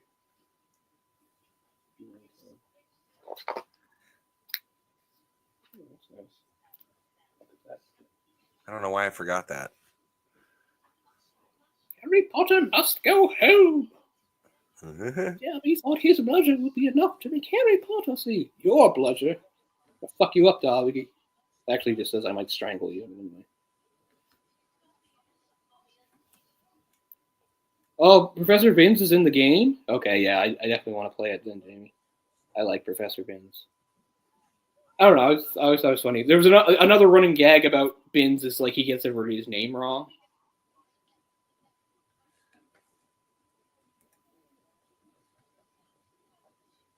There was a pretty good joke that's not in the. In fact, I think it's kind of lifted from that. I'm jumping way ahead here, but in the 6th book, they've got, speaking of characters that are completely different from where in the book, but I don't mind, is you have Professor Slughorn. Everybody remembers that actor. I never remember his name, but he's in a million things. He's hilarious. That's why I don't mind that he's really different from the way he's described in the book. Where there's that great scene where the whole thing is, he's obsessed with Harry because he likes, famous people and stuff like that.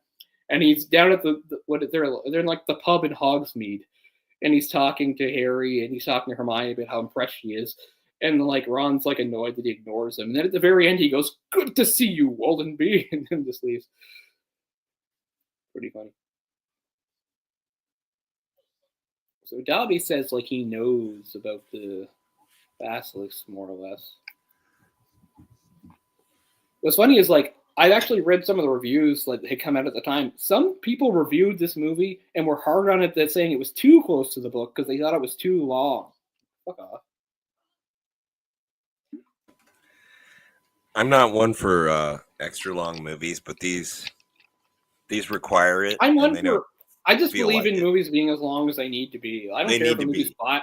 I don't care if a movie is 5 hours if it needs to be 5 hours. If it needs to be. I get that it's not easy to watch that. It's not the easiest thing to do.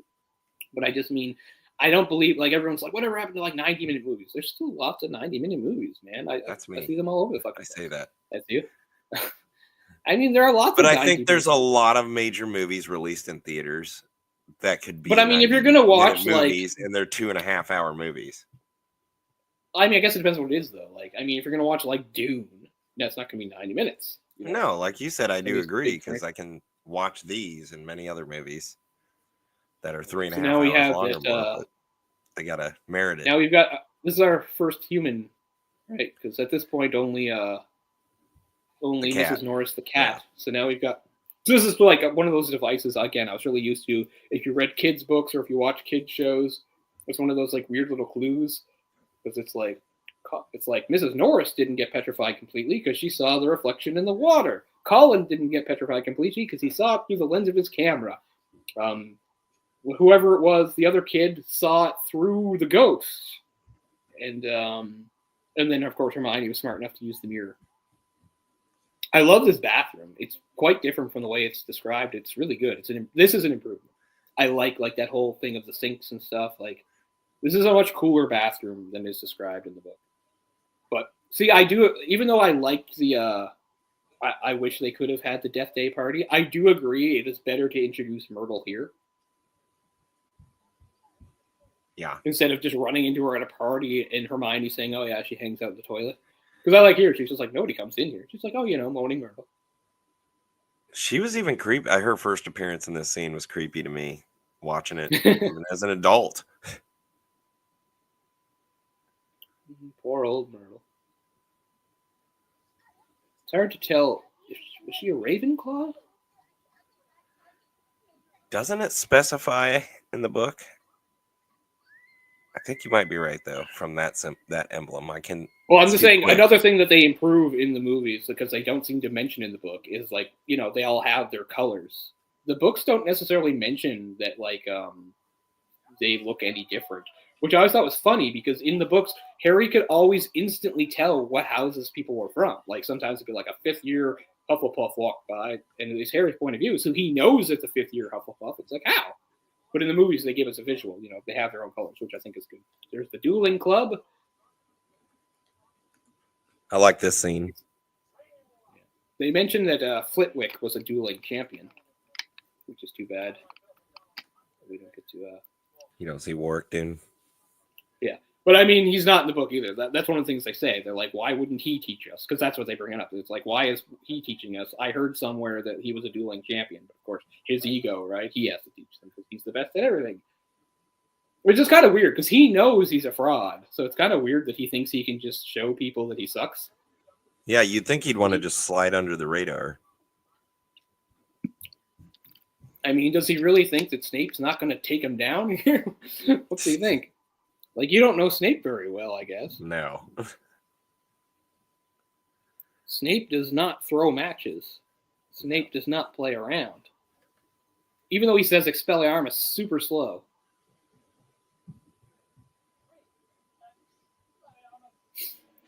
So in a second here, he's like, well, it was pretty obvious what you're going to do. Actually, it was. He goes, Expelliarmus. It's like, that's some slow spell delivery. Who cares? Nice. Yeah, it was pretty obvious, but you still couldn't stop it. So but I think Snape also knows he's kind of a phony. Or he's at least not it's hard for me good. To... Yeah. Oh, pretty much all the teachers know, right? They're not dumb. Yeah. That's why, like, sometimes they'll say stuff. So actually, there was a part in the book where they're actually split off into little dueling partners, but they just seem to be skipping past here. So he says Wesley's wand caused this devastation, but I'm pretty sure that's not what happened. I wish I could find the exact spot, because I'm pretty sure he mentions Neville, and Snape instead uses that as an opportunity to once again bully Neville. He's like, you better not use Neville. He's a complete fuck up, you know?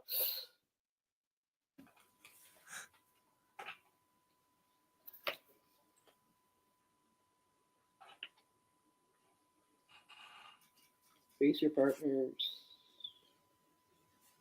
Who cares? We have enough demonstrating to come up amongst you and put you all into pairs. Neville with Justin Finch Fletchley. Snape reached Harry and Ron first. Trying to split up the dream team, I think he sneered. Wesley, you can partner Finnegan. Potter. Harry moved automatically towards Hermione. I don't think so. Mr. Malfoy, come over here. So actually, they just do like a normal little duel first before they do the big one in front of everybody. So yeah, they take a few shots at each other a few times. I also like that Malfoy uses the Tarantellegra at him, which makes Harry's legs go insane, which is really funny. I wish they had shown that. This is pretty badass, though, the way this was done. Oh, it is. It's just too bad they had to skip over some other stuff. There were more. What I'm saying is there was more dueling spells going around. They're just sort of compressing it down to this one thing. I said disarm only. Finite contendum. Malfoy stopped laughing. They were able to look up. A haze of greenish smoke was hovering over the scene. Both Neville and Justin were lying on the floor, panting. Ron was holding up an ashen face, Seamus apologizing for what his broken wand had done. But Hermione and Millicent Bulstrode were still moving. Yeah, I remember Millicent Bulstrode was like this big, burly Slytherin girl that eventually puts poor Hermione in a headlock. I like how Malfoy faces no consequences for conjuring up a deadly snake. Everything's on Harry. Like, Malfoy made the snake.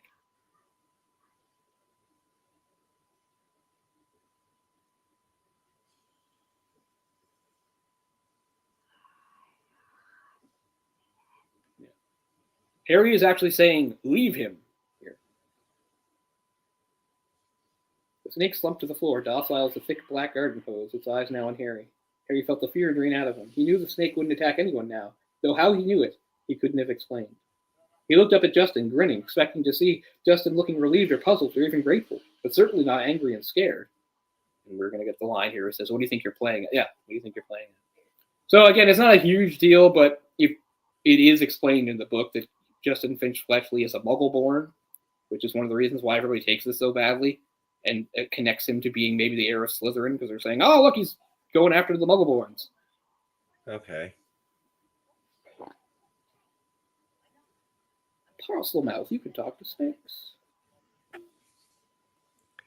Hey, Andrew. Loads of people can do that. No, they can't. At least Ron gets to say, oh, once again, she's stealing Ron's lines. Oh my God, Ron doesn't get to say anything, man. So I bet loads of people here can do it. Oh, no, they can't, said Ron. It's not a very common gift. Harry, this is bad. And they just gave it all to her. Poor fucking Ron. He doesn't get to say anything or know anything. Hermione just steals all his lines, man. I didn't even know about that one. Poor Ron. Once again, Salazar still isn't with Russell. I mean, she still gets to say this part because she reads the history and stuff. See, she still has that line in the book. You know, Salazar has his speaking, being able to talk with snakes, which was Salazar Slytherin was famous for. So why does she have to have the other part too? I mean, poor Ron, he doesn't get to say anything. Yeah, so there's a lot of internal strife at this point. It's not in the movie, of course, where Harry's worried about how he was almost put in Slytherin and he's having all these doubts and stuff.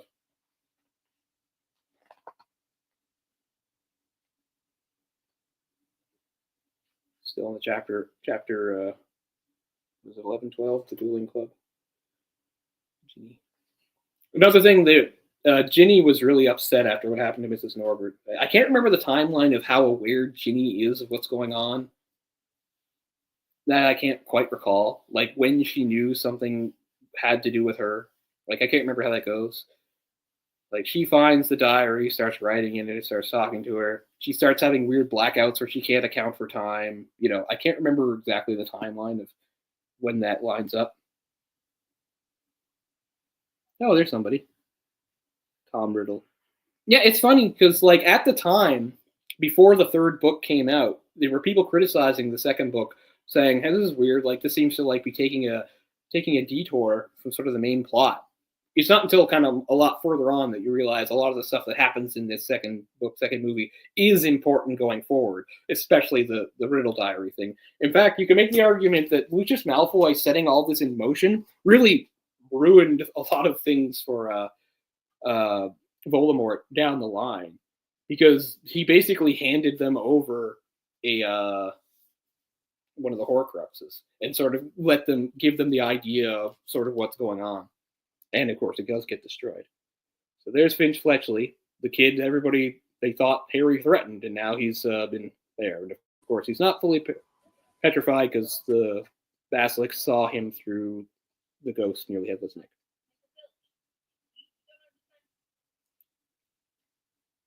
But yeah, I always like the stuff about Tom Riddle's past. That's why, like, another thing that once again really bothered me with the sixth movie is for those like flashbacks where they went into the Pontiff and stuff to find out about Riddle's past. You know, they only I think had 2 scenes in the movie, but of course there's a whole bunch in the book, which is my favorite part of the book by far. I thought the sixth book was a slog in a lot of places, but my favorite chapters were anytime he and Dumbledore did the special lessons to go back in time and see stuff about Tom Riddle's past. Those were the best chapters. So it was disappointing in the movie that they only do like 2. They do the one where Dumbledore finds him at the orphanage, and they do the one where he, you know, as the prefect at Hogwarts, actually gets the Horcrux idea from Slughorn. But there's other ones. There's ones from even before he's born, showing the Gaunt house and stuff, and I love that. I feel really bad that the Gaunt stuff does not get in there. So you can watch the movies and not really fully understand Riddle's origin, really. They kind of leave too much out. Like the fact that like his mother came from the Gaunt family, which were a family of dark wizards that had fallen on hard times and was kind of a joke, and they were poor and they lived in poverty, and she fell in love with this rich asshole muggle named Tom Riddle, and she used, you know, her magic to seduce him, and that's how, you know, Tom Riddle Jr. was born, and then he came back and murdered them and everything. Like, I don't think that's really in the movies.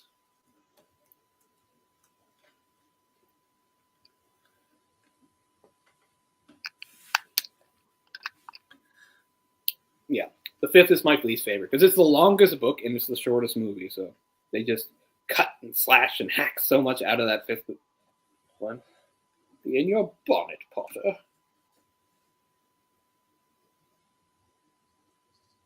They do have this conversation about whether or not it was the right thing to put him in Gryffindor. I can't believe this is all happening before the Polyjuice potion. We're still technically... This is the same chapter. This is the Polyjuice potion chapter. We're not actually up to that part.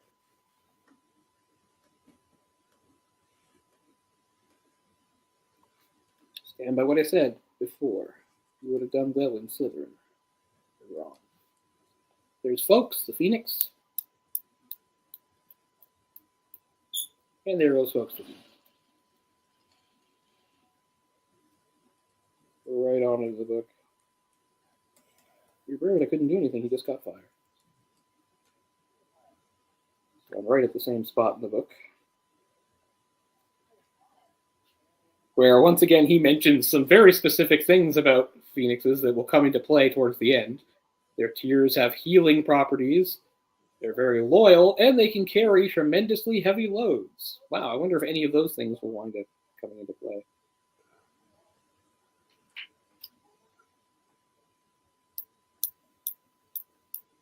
Does Hagrid show up here? He's supposed to show up in the book. I can't remember if Hagrid shows up. Let's find out. I want to say no, but then again, I was wrong the last time I said that. I don't. We're at an hour and 16 minutes. Oh, yeah, he does. He bursts in to say that, Harry's innocent, blah, blah, blah.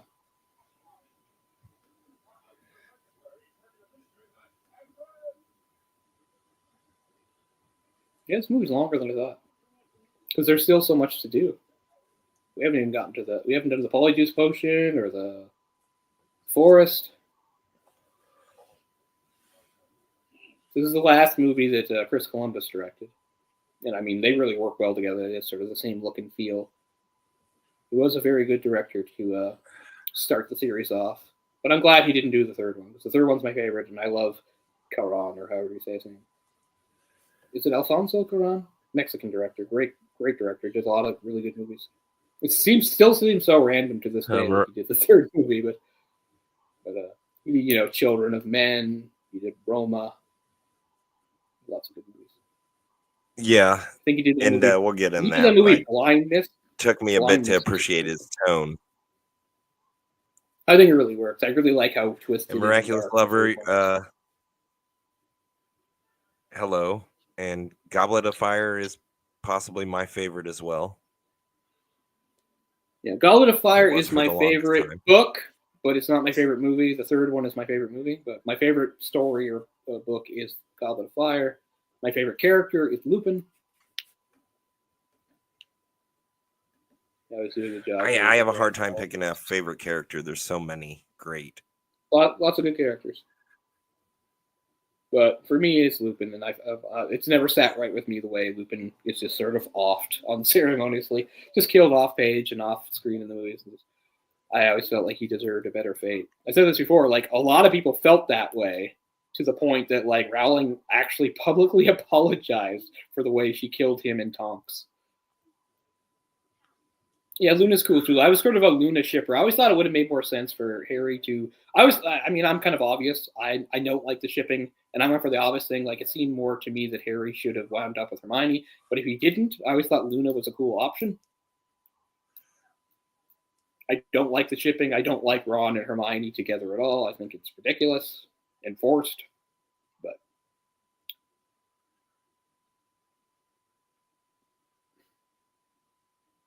see, I think the one I hate the most. And I hate Harry with Ginny. That's the worst. Harry with Ginny is the worst. That's the one I was thinking of. It feels so out of nowhere. Yeah. It's just so out of nowhere and so unearned. I mean, yeah, I get it. Here in the second movie, we find out, that she did have a crush on him, but big deal.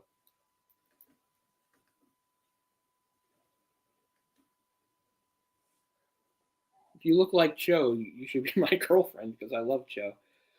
Oh, man. Luna is great, too, though. The actress that plays Cho, I can't remember her name. Katie something. She's Korean. Cho's Chinese. She was good too. Yeah, definitely. I can remember again because fans can be really hardcore about this stuff and to the point of ridiculousness. Like when she was cast, there were people saying she wasn't pretty enough to play Cho. I was like, she was really pretty. What are you talking about? Because it's like it is mentioned in the book, like she's like probably the prettiest girl in the whole school, and the guys are all crazy about her. Blah blah blah. I mean, she is the one that was dating Cedric the hottie at the time. Anyway, we'll get to that crap when we get to it. We're still in year 2. The shipping stuff hasn't happened yet. We're still missing some characters. Cho is actually introduced in the third book, but she doesn't show up in the movie. Because it's funny, too. She's replaced in the movie, too. Because in the scene where Harry is having the Quidditch match in the crazy rainstorm. And there's a part where he goes really high up and the other Seeker is with him and the other Seeker falls off and can't handle it. Actually, in the book, the Ravenclaw Seeker is Cho. And that's one thing that Harry, Cho, and Cedric all have in common. They're all Seekers. Malfoy also, although Malfoy's a shitty Seeker. You never hear about him winning anything. All right. Polyboost Juice Toast. Yeah, I can't say I'm like Polyboost Joshin time. I'm slurring my words. I'm fucking drunk. We're coming up to an hour and 21 minutes. So yeah, this is where a lot of movies end, but we got lots of movies still to go. This is a long movie. I don't care.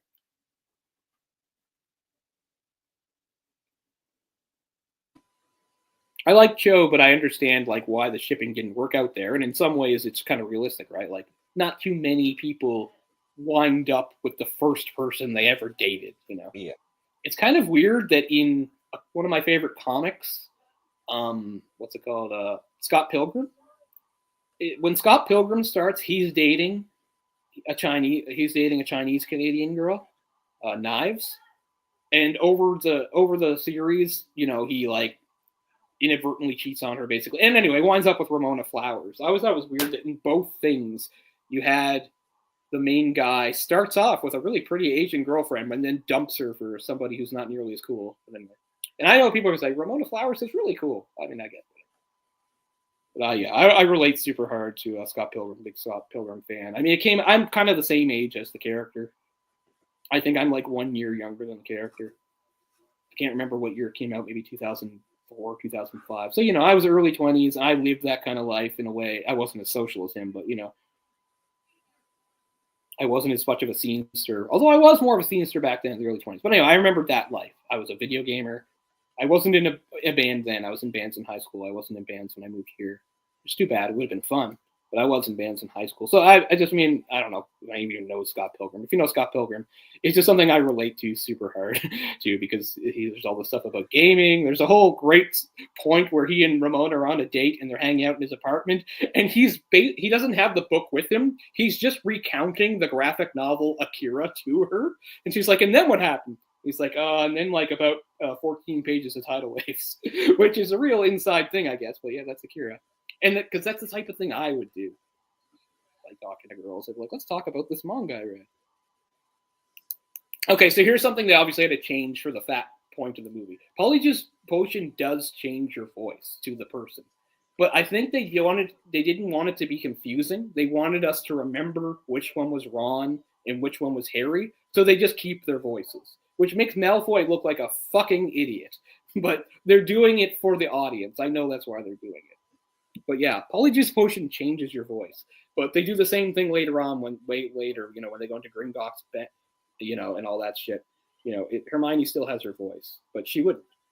Polyjuice Potion gives you the voice of the person you're imitating, but they're trying to keep us from being confused.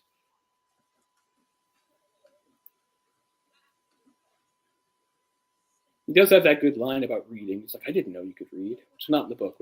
That's funny. But yeah, I am a little annoyed by the voice, but I know what they're doing. They're trying to give the audience a helping hand so we don't get confused and we forget which one's which.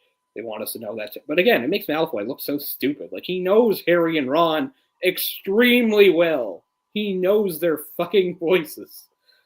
And he's a wizard. You think he couldn't figure out what Polyjuice Potion is? You know, so it seems kind of stupid. But they're doing it for the benefit of the audience, which, okay. So yeah, they don't get the information they want, but they do find out that somebody died, and then it was years and years ago. Oh yeah, I know all the Draco Harrys. Look, it's been many years, but at least like 15 years ago, I went really down those rabbit holes of that fanfic shit.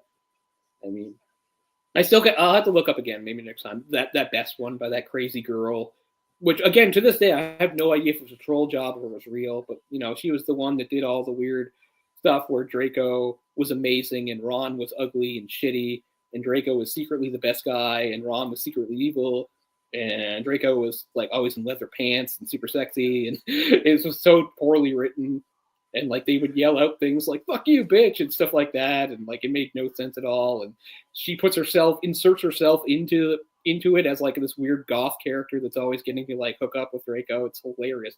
To this day, I have no idea if it's real or not. But she had a whole site and she was like talking about, and she said like she looked just like Amy Lee from Evanescence, but she had cool like dyed pink hair. She was like the ultimate sexy goth princess, and it was hilarious. I can't remember the name it's called. It might even be called My Immortal, actually. When I think about it, I think it might be actually My Immortal. I'll have to look it up. But it's like a legendary Harry Potter fanfic. To this day, I have no idea if it was a troll job, somebody was just making up stuff to be funny, or if it was really like a deluded, crazy girl that like thought this was good stuff. I don't know, but it's hilarious. You can still find it. I am not familiar with any of the fanfic or. Oh, there's lots of fanfic. Some of it's pretty good. I know it's out there, but I always like the idea of like maybe making up a character and inserting them and having them be like a side character that's there at the same time as Harry and how they experience things, from their point of view. I've always thought of that. I would probably base a character on myself, make them like a Ravenclaw student, and have them have their own little thing. But they, in the parallel, they would see some of these plots. That's kind of an interesting idea. I've never done it, but maybe I will sometime. As I said, like the main thing I like about this is Hogwarts itself. I mean, the story's good. The story is good, and the characters are good. But it's Hogwarts itself. That's what made me love this. I would always. Again, I wasn't a kid really. And even as I got older, I think it's also because whenever I dream, most of my dreams that are like coherent, because I have lots of fucked up, crazy dreams that make no sense. But when I have dreams that are actually kind of coherent, where I'm almost always back in school. Sometimes I'm just back in college, sometimes in high school, sometimes even in junior high. It's like my brain never got past that. So I always imagine myself as a Hogwarts student. I do it a lot. So I like that escapism. It's my favorite thing about the whole series. Is I just think Hogwarts is a really great place. It's really well, and I mean the movies help it come to life because the areas. Here's another thing too, like who gets rid of a book by like throwing it in a toilet?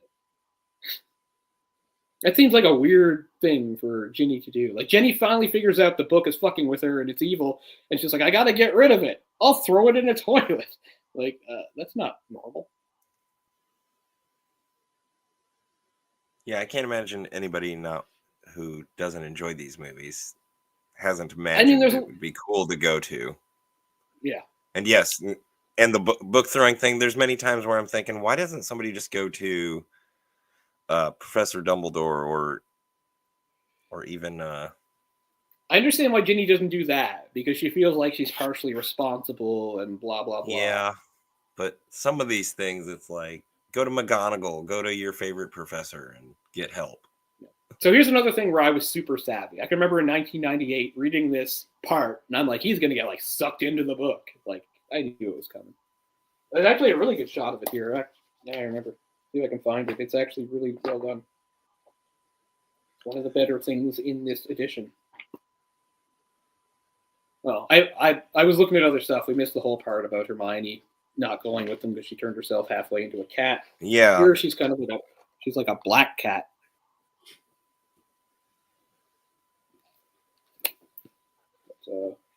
But, actually, Harry getting sucked into the book is up here. Here's Harry writing with the quill, and there's him starting to go into the book. Okay, yeah. And then that works. Then it becomes crazy trippy.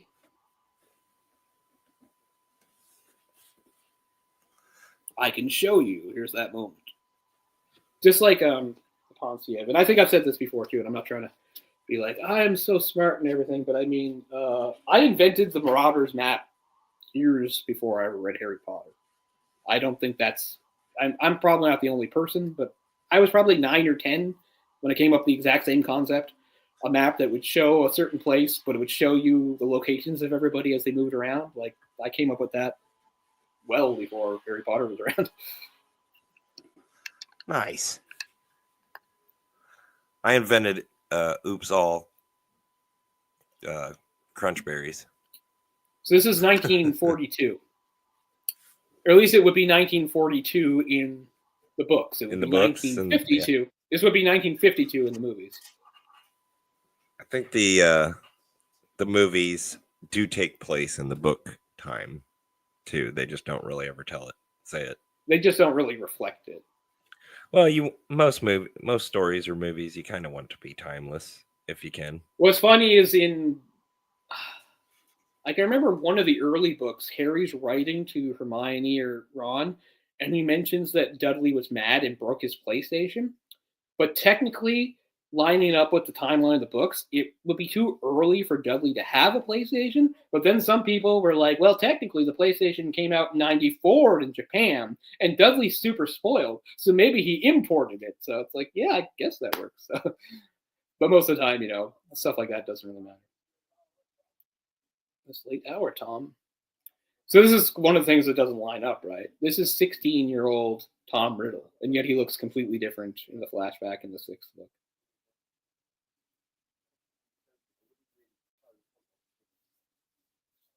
Because at this point, Tom is a prefect.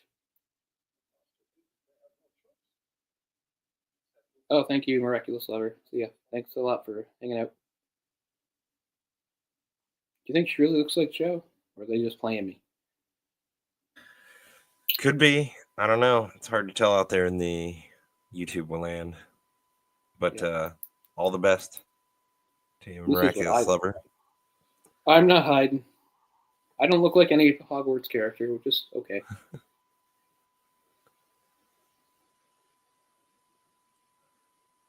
Now, if you are truly a fan, it's good to see you jumping in the chats and stopping by to watch us.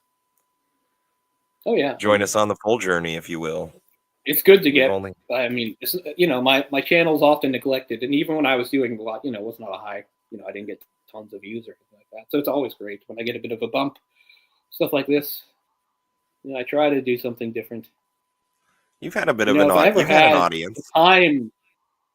Yeah, I mean, if I ever have the time and know-how, I'd love to do like proper videos, not just live off. I'd like to do like a video essay, but I just don't really have the know-how for that kind of editing and stuff. But I don't know.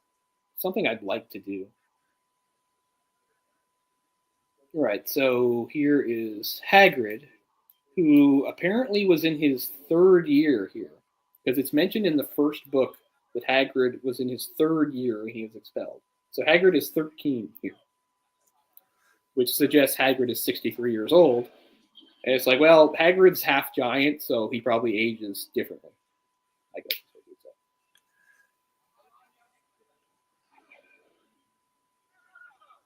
Oh, it's interesting stuff. Well,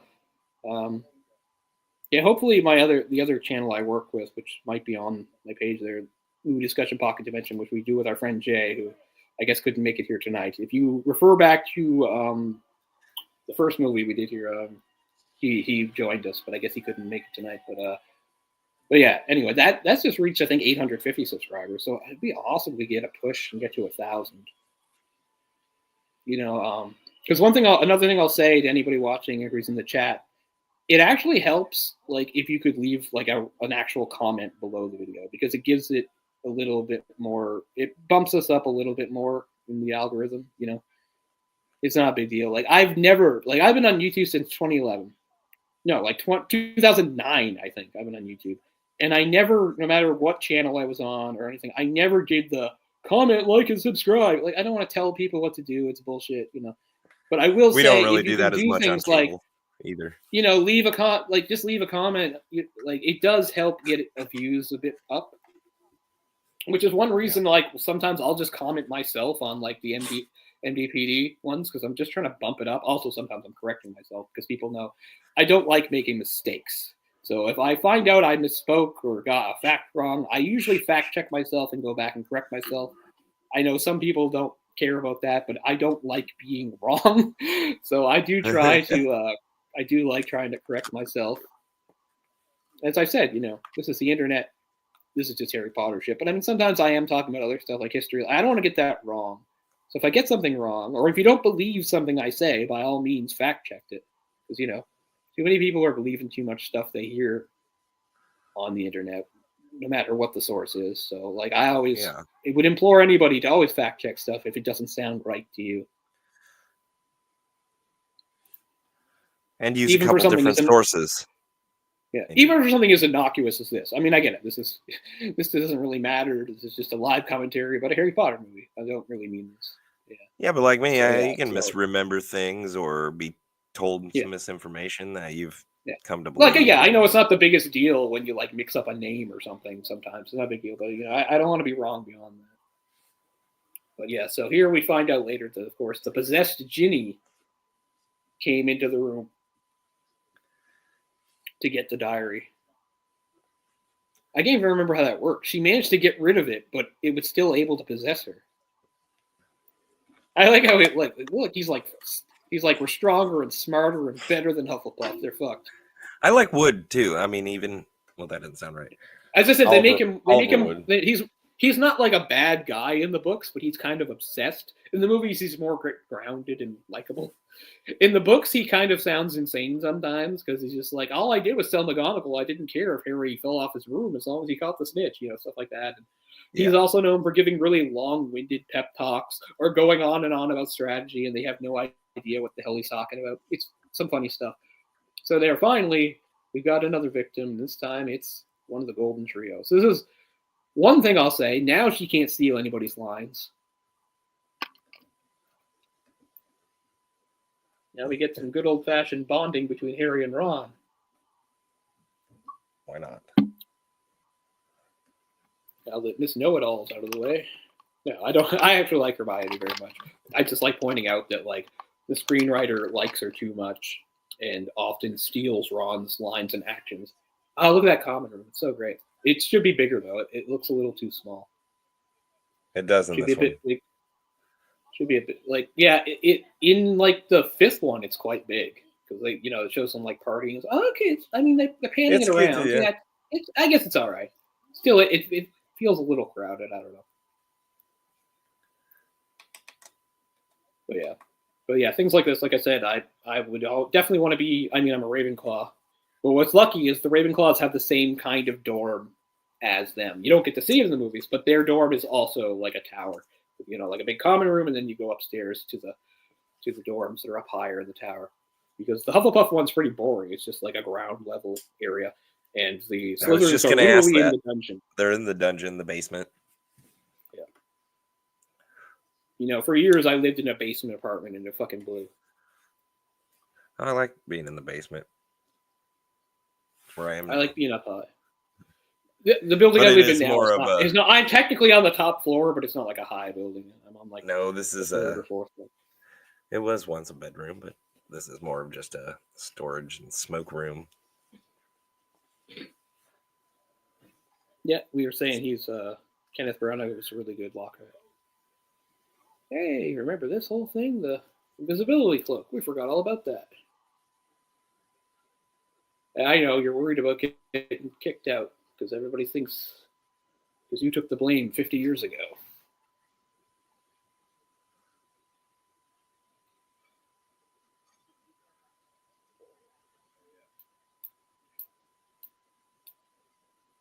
Oh, well, as we come to find out, it's not even. Dumbledore can be overruled, so there is a risk of Hagrid being kicked out. This is the first time we see Fudge, right? Fudge is going to show up. Oh, yeah. Cornelius. I couldn't think of his name earlier. We were talking. He doesn't have his hat in the movies, which is... Or does he? Let's see. Does he have the hat?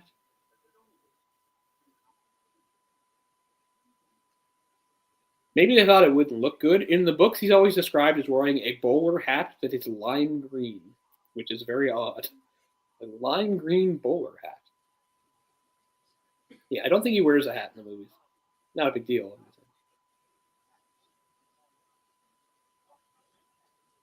So there's another one of those Dumbledore knows what the hell's going on things. Like, Dumbledore can absolutely see through the invisibility cloak.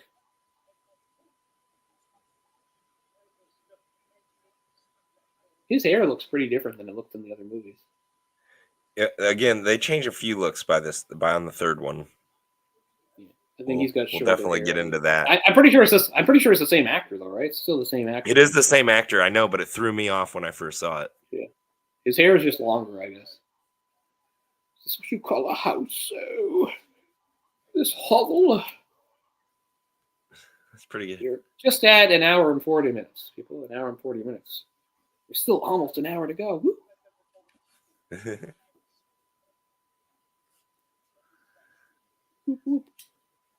They are so great, though. However. Oh, yeah. That's where we find out he's on the board of governors about the school system. I don't know.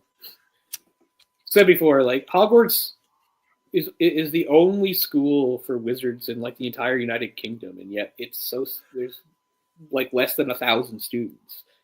And then, like, when you go to, like, the Ministry of Magic, there's, like, literally hundreds of wizards that just work there. So it's like, is there some sort of fertility issue in the wizarding community? There don't seem to be that many kids. I mean, I'm glad the school's not overcrowded. I'm just saying, maybe don't make that the only wizarding school in the area. Like, I've seen, like, the maps of the other wizarding schools that are part of, like, the world, and, like Durmstrang and Beauxbaton and stuff like that. It's like there's not enough of them. I can't remember the name. They named the American one in the Fantastic Beasts series, but I can't remember what it's called. But again, one for the entire country of America? America has a few 100 million people. At least some of them are wizards. And once again, we get to see their wizard ministry for magic, which again has like hundreds of people. So I know it's just a small thing. I'm just saying, I think that Rowling created a great world, but some of the details of world building are not her strength. But it's not the worst thing. It happens in the best of stories and fantasy. Oh, for sure.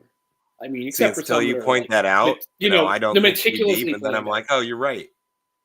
Yeah, and again, I don't try to logic these movies to death because they're fantasy, and what's there with this or that. Their money system is hilarious too when you think about it. Like the values and the amounts don't really make much sense. Oh yeah.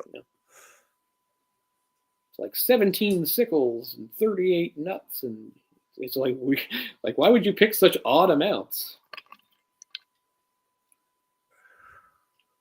So there, Hagrid did the follow the spiders line. Oh, good old Fang.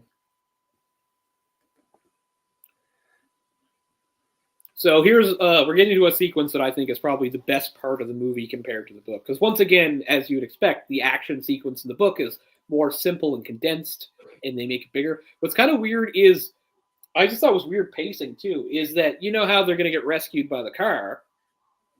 In the book, they actually meet the car before they go down into the spider nest, which again, I think undercuts it.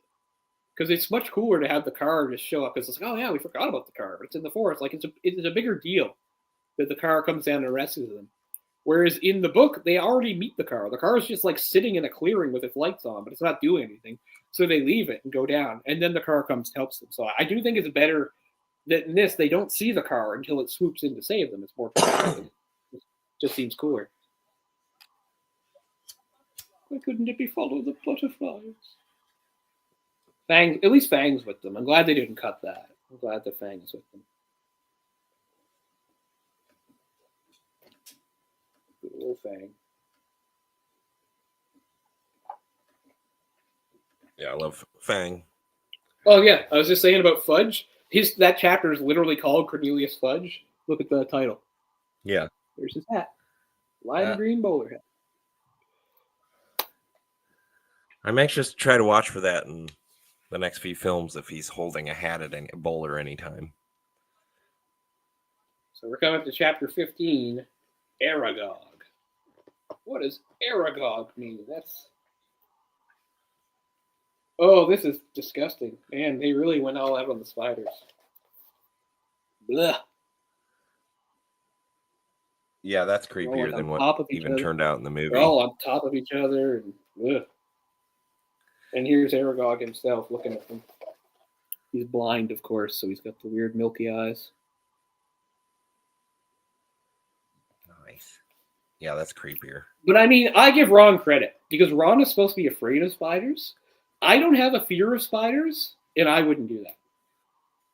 Like, I don't like spiders, but they're not a phobia of mine like they are for Ron. So Ron is incredibly brave. I wouldn't do it. I go, nope.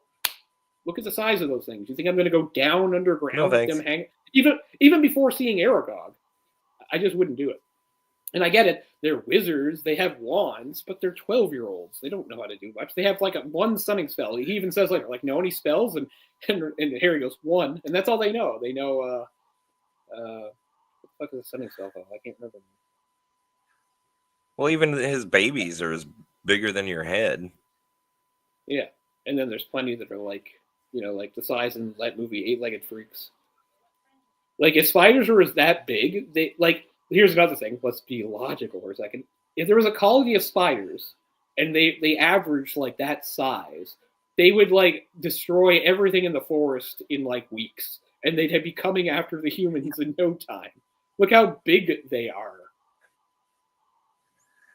Like, how is there enough meat in the forest for them? What the fuck are they eating? Because they'd have to eat like. That was an Aragog, isn't he pretty special though? Isn't he extra big? Yeah, they're already talking to him now. That's him. He's the biggest. Yeah, but I just mean the others, like, logically, again, if spiders were, like, say, as big as, like, I don't know, as big as, like, a German Shepherd or something, they'd be the dominant predators on the planet. They'd be, like, taking down, like, massive animals. That's why it's very good that spiders don't get that big. So if you had a whole colony of, like, hundreds of spiders that average that size, they would kill everything in the forest. There's a bunch of centaurs in here, they'd be dead. They'd kill all those centaurs. Okay, so now he's talking about how Hagrid's innocent. He's not the monster. The monster that they spiders fear above all others. He never saw any part of the castle. Yeah, he said he came from he came from a country far away in the pocket of a traveler. Hagrid looked after him. Friend of Hagrid. Like, Ron, yeah, you can say Ron's freaking out here, but anybody would. Look at that. Who wouldn't freak out in that situation?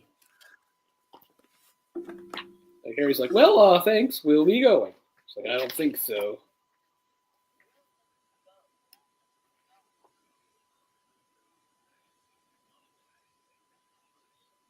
He says they've got... And they understand, because it's like, they can't ignore fresh meat. Because again, how much meat can be left? They would have stripped the forest bare. Yeah, but these two are only going to feed, what, a couple of spiders? I know. And the dog, but still, yeah. Can we panic now? Yeah. Yeah, that's right. Forgot about Fang. I mean, Harry actually hits a few with a lantern, kind of. They are fucked. How many spells? One. It's not power enough for all of them. But yeah, I think it does undercut the drama in the book that they actually saw the car before they went down. Because then you remember, oh yeah, the car's around. It's much cooler to have it sort of come out of nowhere to rescue them. And again, just like as you'd expect, their escape is more dramatic in the movie than the book. Basically, the car drives them out of there, and that's kind of it. I like that in this, the spiders, keep chasing them. And they actually have to get airborne. They don't even fly the car in the book. And that whole thing where one, is going to grab Ron, like that's not in the book either. So I'm glad they have that kind of stuff. It's very fun and thrilling. Because yeah, why would the spiders quit? They'd keep going. Yeah.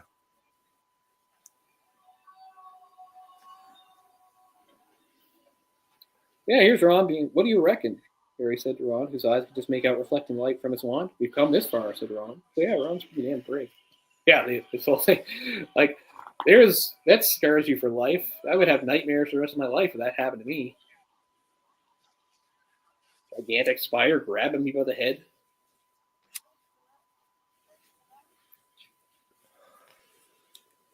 Here they come.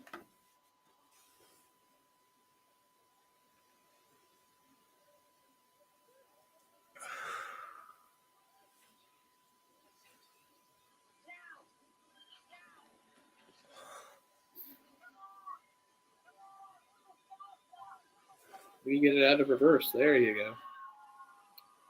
That happens in so many movies. Where you're being chased by like a massive group or something. You're driving the car in reverse. Like, get it around, turn around. I can't name them off the top of my head, but sometimes in movies.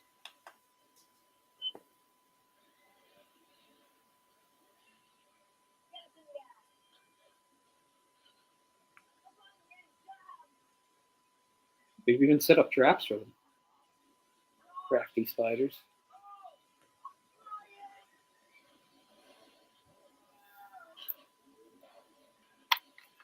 Forbidden Forest is like the worst place on earth.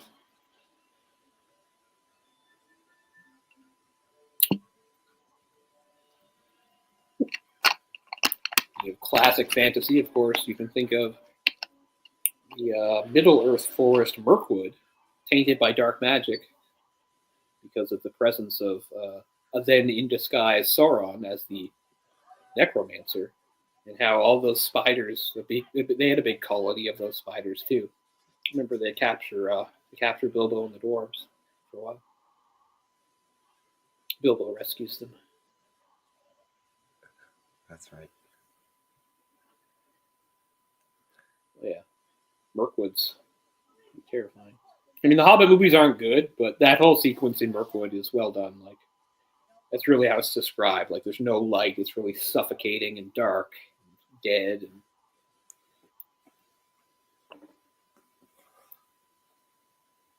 well, they escaped. And all they learned was Hagrid was framed. There's some other monster. It's not spiders.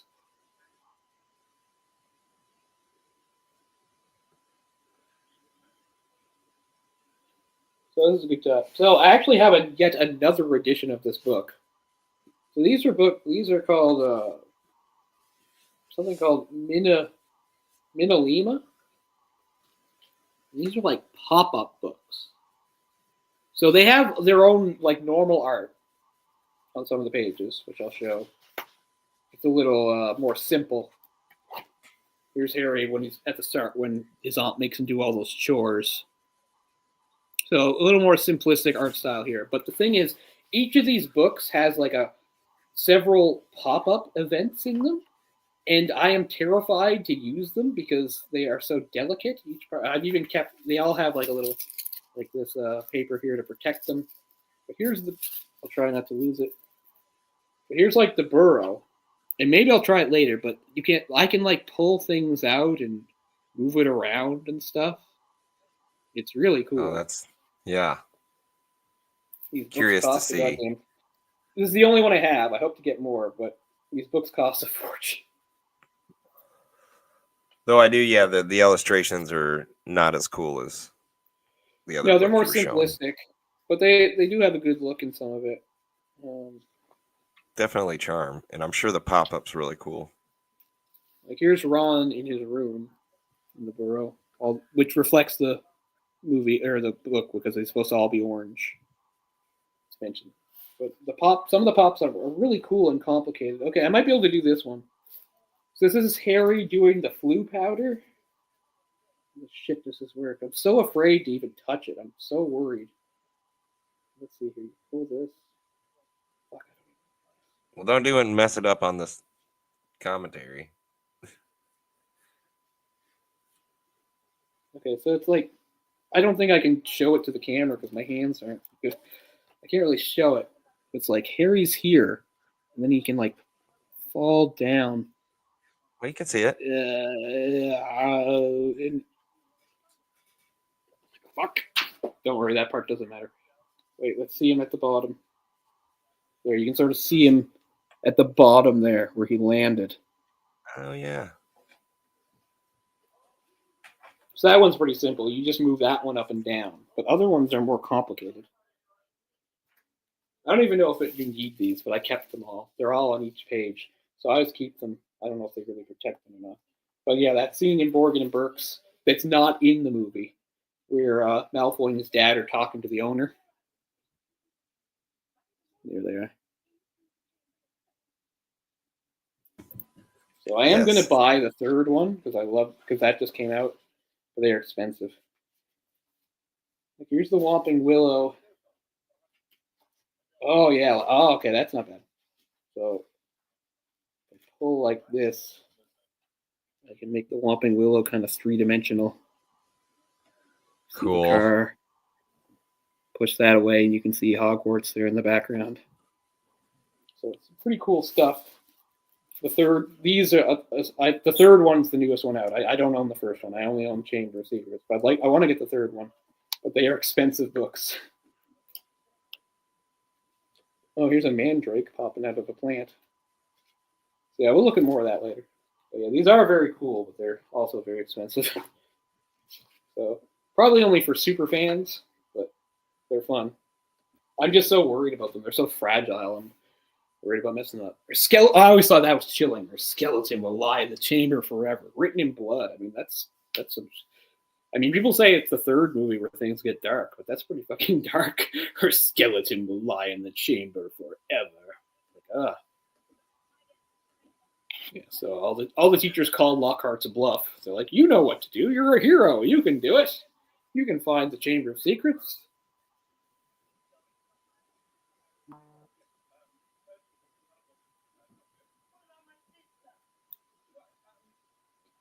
As to that, most unfortunate. You're not just a fraud. Even on that, I'm surprised that they let him lead the way. Such a serious matter.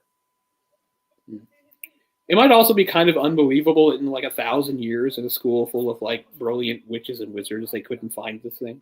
Because they say like over the centuries, people have searched for it and just couldn't find it. And I get it, like having a parcel mouth is what's needed to like open it. But you still think to be. I don't know. I think modern technology could have found it. Remember in Jurassic Park when they're introducing Grant and they show how they do that like echolocation thing to see the bones under the ground? If you did that, you could find the chamber. Because it would show like a big empty space underground, right? Yeah. Unless if it was sort of magical like the Room of Requirement and could only be seen. That's true too. Right. So they put together that she was the one that died 50 years ago. She saw the basilisk and died. And Hagrid got blamed and expelled. Elizabeth, you died. Yeah, she just says, and I just died. People act like being a ghost would be bad, but I don't know. I'd rather be a ghost. I hate the idea of oblivion. Yeah. At least as a ghost, you get to exist in some way. I'd rather exist.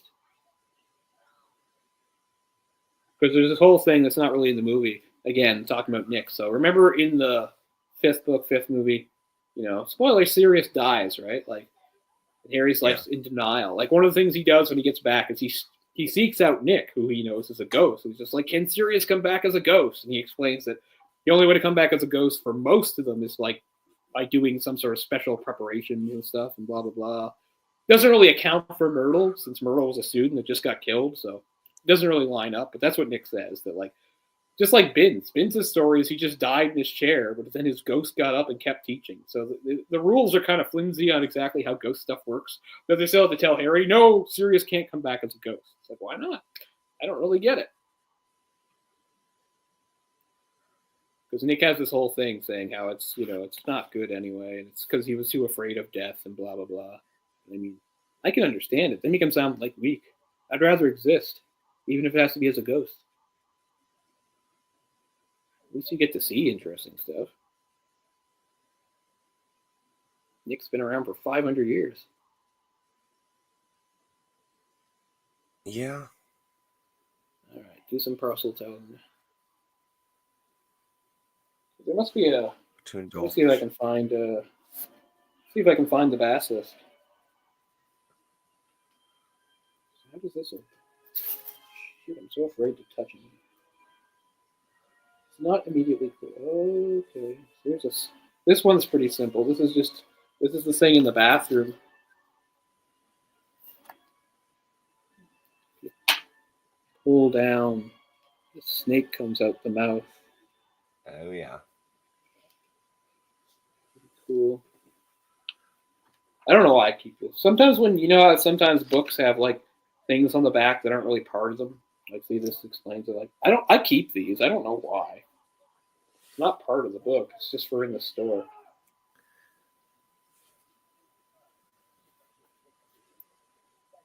So, the basilisk.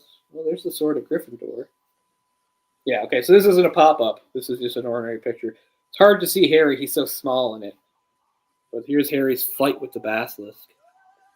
Harry's off to the top left in the dark. He's really hard to see. It's really small.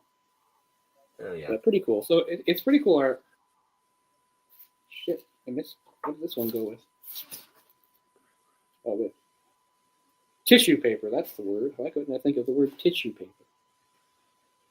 All right, they're still opening it up. Wow, they're really dragging out this whole opening the chamber thing. Well, not the chamber. But... Yeah. At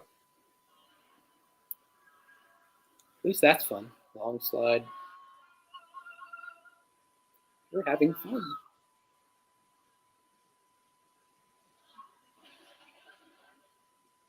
They get up and point their wands right away. For all business. Lockhart is also in the 5th book. Speaking of things they cut from the movie, they cut a ton of shit from. But Lockhart's in the 5th book. Does he play any significant? No, he's just sort of like okay. Well, remember how just before Christmas holidays, the Nagini attacks Arthur Weasley, and Harry through his weird mind stuff is able to see the attacks, so they're able to save him. So over the Christmas break, they visit Arthur in the hospital. It's called St. Mungo's, and while they're there, they find Lockhart is there because Lockhart's on the ward where his mind's all fucked up. So yes, it's also where you see Neville's parents, because in the book in the movie they just have a line where Neville's just like when he finds out about the mass breakout, he's just like Bellatrix Lestrange tortured my parents, but like that doesn't in the book we know because we see it. They've been driven insane by her torture. She didn't kill them. She drove them insane. So they're at St. Mungo's too, and he and his grandmother are visiting. And Neville's like super upset and embarrassed that Harry, Ron, Hermione, or no, it's only Harry, I think. Yeah, I think it's only Harry. Definitely not Hermione. She's not there. But that was another thing. Like he kept a secret. Like he promised he wouldn't tell anybody.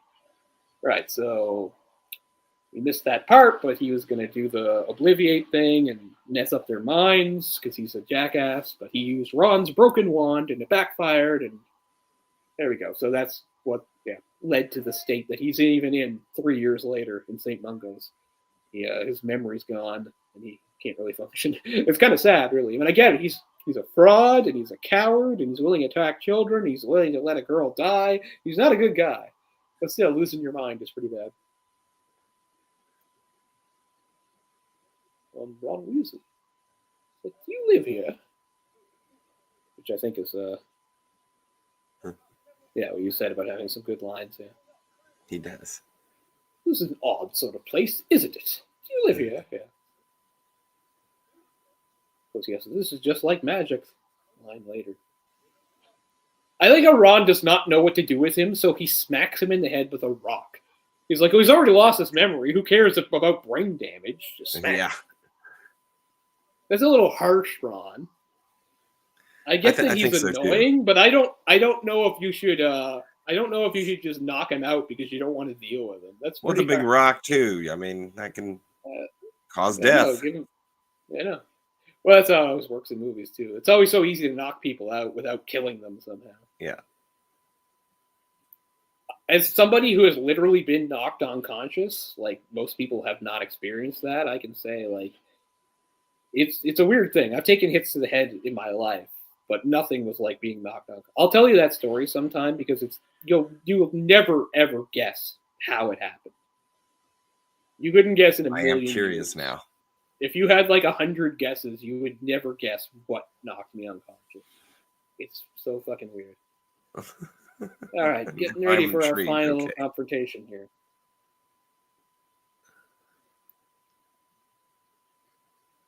But one thing is like, and that's why like when you're like doing like fighting and stuff, like people don't really usually get knocked out. A knockout is just getting knocked down. They're not unconscious, and you're actually not allowed to hit the back of the head. But a back to the head, the back of the head is the best way to get knocked unconscious. You can take a lot of hits to the front of the head, and it hurts, but it doesn't knock you out. But the back of the head is more sure. And I got hit in the back of the head. Did you ever play hockey?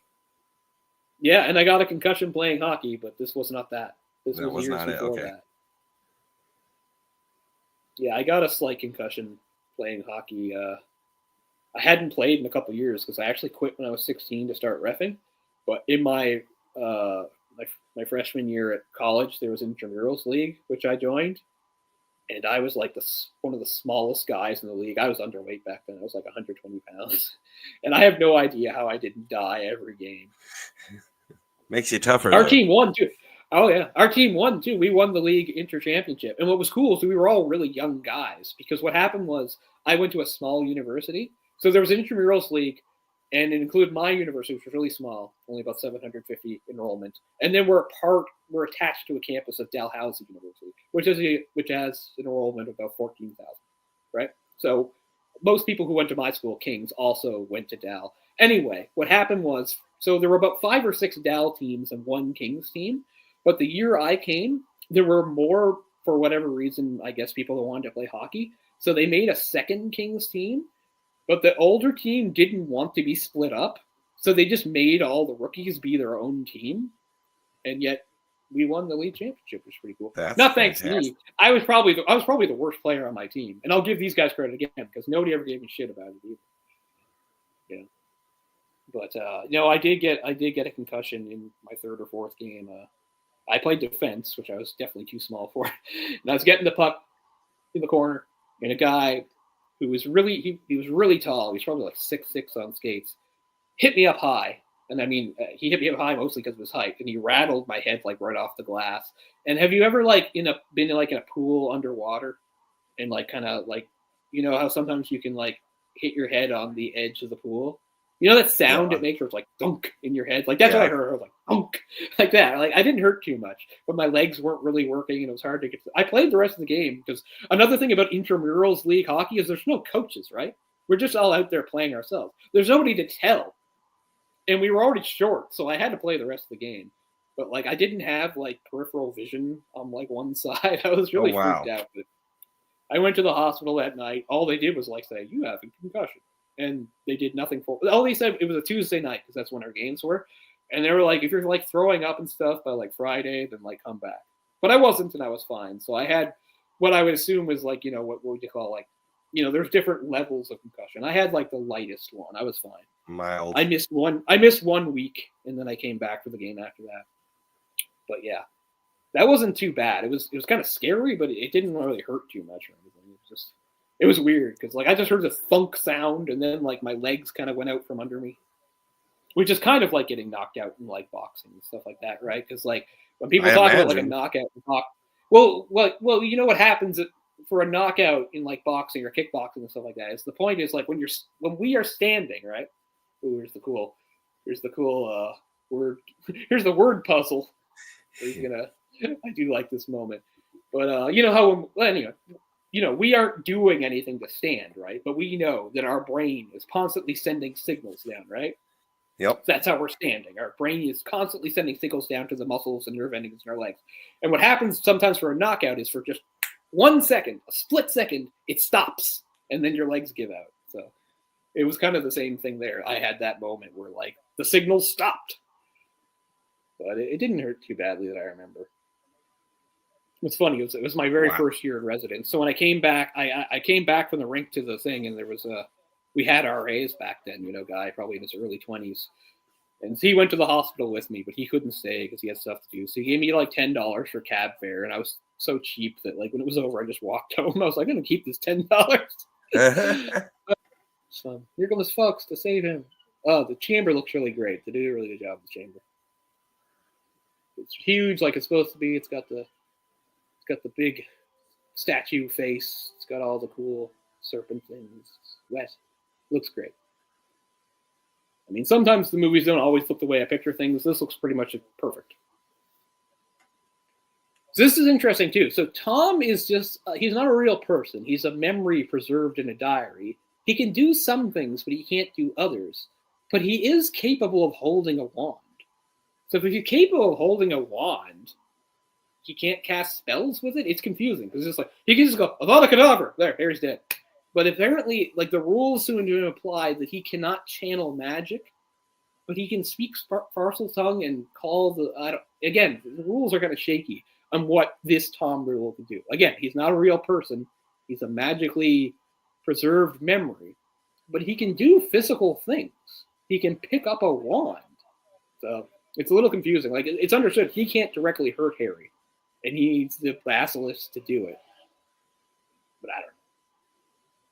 It's just another one of those things, like, whenever you're dealing with, like, magic, it's a little bit of a gray area how the rules work. I'd be dead in 2 seconds. Because I know the whole thing is you can't look. But I'd be like, I have to look, and then I'd look, and then it would kill me. This is pretty good. Fox takes away the big advantage. Blind that fucker. I like how he tells us, you're blind. Like, that's not in the book. This is, again, just some clunky exposition so the audience understands what's happening. Like, he can still hear you.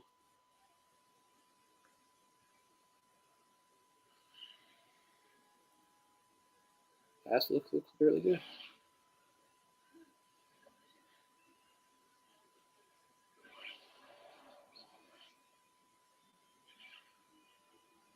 Yeah. So I was talking about other stuff while he was doing his little monologue about how he tricked Hagrid and how he couldn't do anything because Dumbledore was on to him. Anyway, we know this stuff.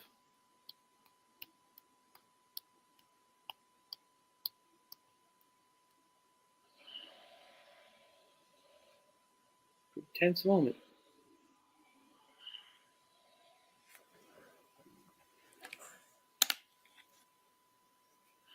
Oh, they mentioned that they watched Cure. Okay, so they know that show. That's pretty cool.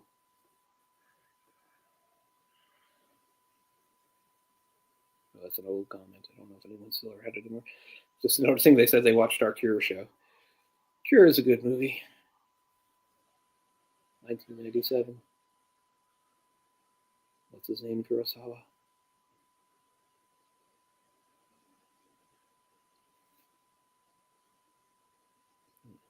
Try to listen to the movie a bit. I've had these noise cancelers on the whole time.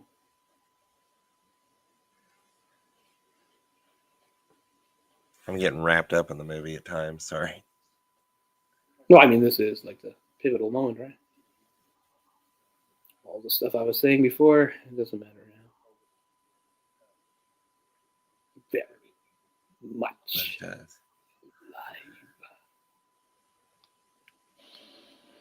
Oh, damn. This out, I realized I've had this a lot louder than I thought, so who knows what's showing up. Or maybe it just seems loud after all this time of having... The noise cancellation on these is crazy. It's going to get me killed. I'm going to, like, step off into the street and a bus is going to hit me. Oh, gosh. Don't do that. I'll try.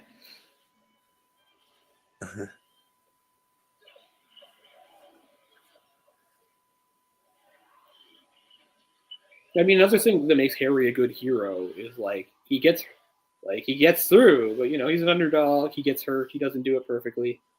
And I always like Harry takes various injuries like every year. He's already had the broken arm thing, and now he's going to get poisoned by the basilisk. I always like that Harry takes some hits, makes him more endearing. I've always liked that kind of character.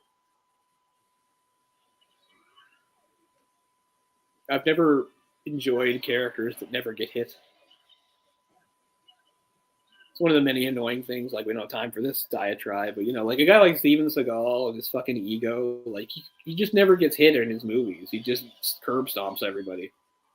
Like, even in his movies were half decent. I'm not talking about his horrible abortions of movies made over for Russian mafia money now, or whatever. I just mean, even you go back to, like, his best movies when he was kind of a movie star. Like, watch any fight scene with Steven Seagal, and he just kills everybody, and, like, nobody even gives him any trouble.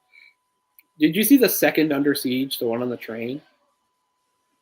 I don't think I did. Okay, so in the second, it doesn't matter. Terrorists take over a train, blah, blah, blah. Die Hard on the train, right? But there's this whole part where, like the bad guy has, like, this special forces badass mercenary guy who's, like, his, like, number 2 guy. And he's hyped up as super tough. So then he's supposed to have, like, eventually, finally, towards the end, he and Steven Seagal have a fight. And, like, it's just so anticlimactic because the guy just can't touch him. And Steven Seagal goes and, like, just beats the shit out of him and ends it. Like, there's no tension. There's no drama. There's not even a second where it's like, this guy could give him a run for his money. Or, you know, like, his ego wouldn't do it. And speaking of egos, I remember a few years ago reading an article about the Fast and the Furious movies that literally, for all three, for Jason Statham, The Rock, and who is it? Vin Diesel, right? Vin Diesel. They had like guys who I don't know what their job was. They were like assistants or something, right? Which is a normal thing. Those guys would have assistants, right? But on the set, they would watch the blocked out like fight scenes, and they would take notes, and they would tell the director like they'd have to like cut down on the hits. Their characters were only allowed to get hit a couple times, and they didn't like it if one guy got hit more than the other. Like, that's insane. Like, it's a movie. And like they were so their egos were so crazy. They're like, my guy wouldn't get hit like that. I'm like, you're not ninjas. You're big burly guys. Isn't it cool to show you can take a hit? But no, they had this whole thing about not getting hit because they were just so awesome that nobody could hit them, and they were doing all the hitting. Like, fight scenes should have give and take. I know this isn't the right time to talk about this. That's not a bad effect. And I know I'm a martial arts guy and I've lathered on. But I just mean that's one of the things again that's endearing about somebody like Jackie Chan, right? He's getting hit all the time.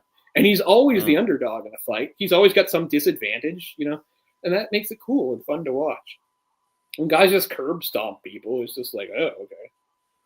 But yeah, my original point was I like that Harry, you know, Harry's very flawed hero. He's the chosen one, but he's not like really that special as a wizard, and he's got some luck, and you know, I think he even says that at some point. You know, it's been a lot of luck, and the people around me.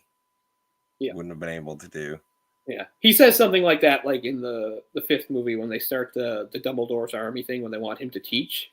They're like, you did all this cool stuff, and he's like, I know it sounds really cool, but I was really lucky, and blah, you know, he's a humble guy. And here he knows, even though he saved her, he's gonna die. You're a billion fucks. I just wasn't quick enough. It's like, don't you remember what Dumbledore said? I've got healing powers. So, boop. But stabbing the diary is pretty smart. Using the basilic's fang to stab the diary. So that's the first Horcrux gone. So yeah, like people didn't know at the time, but that's super significant. And I don't know if you were here when I said it. Like Lucius Malfoy really kind of fucked things up by putting this all into motion. Because all he did really was expose Voldemort in a pretty bad way and completely fail. I don't even really know what he was trying to accomplish. Like, he couldn't really necessarily think that Harry would necessarily die. I guess he just wanted to shut the school down. I don't know.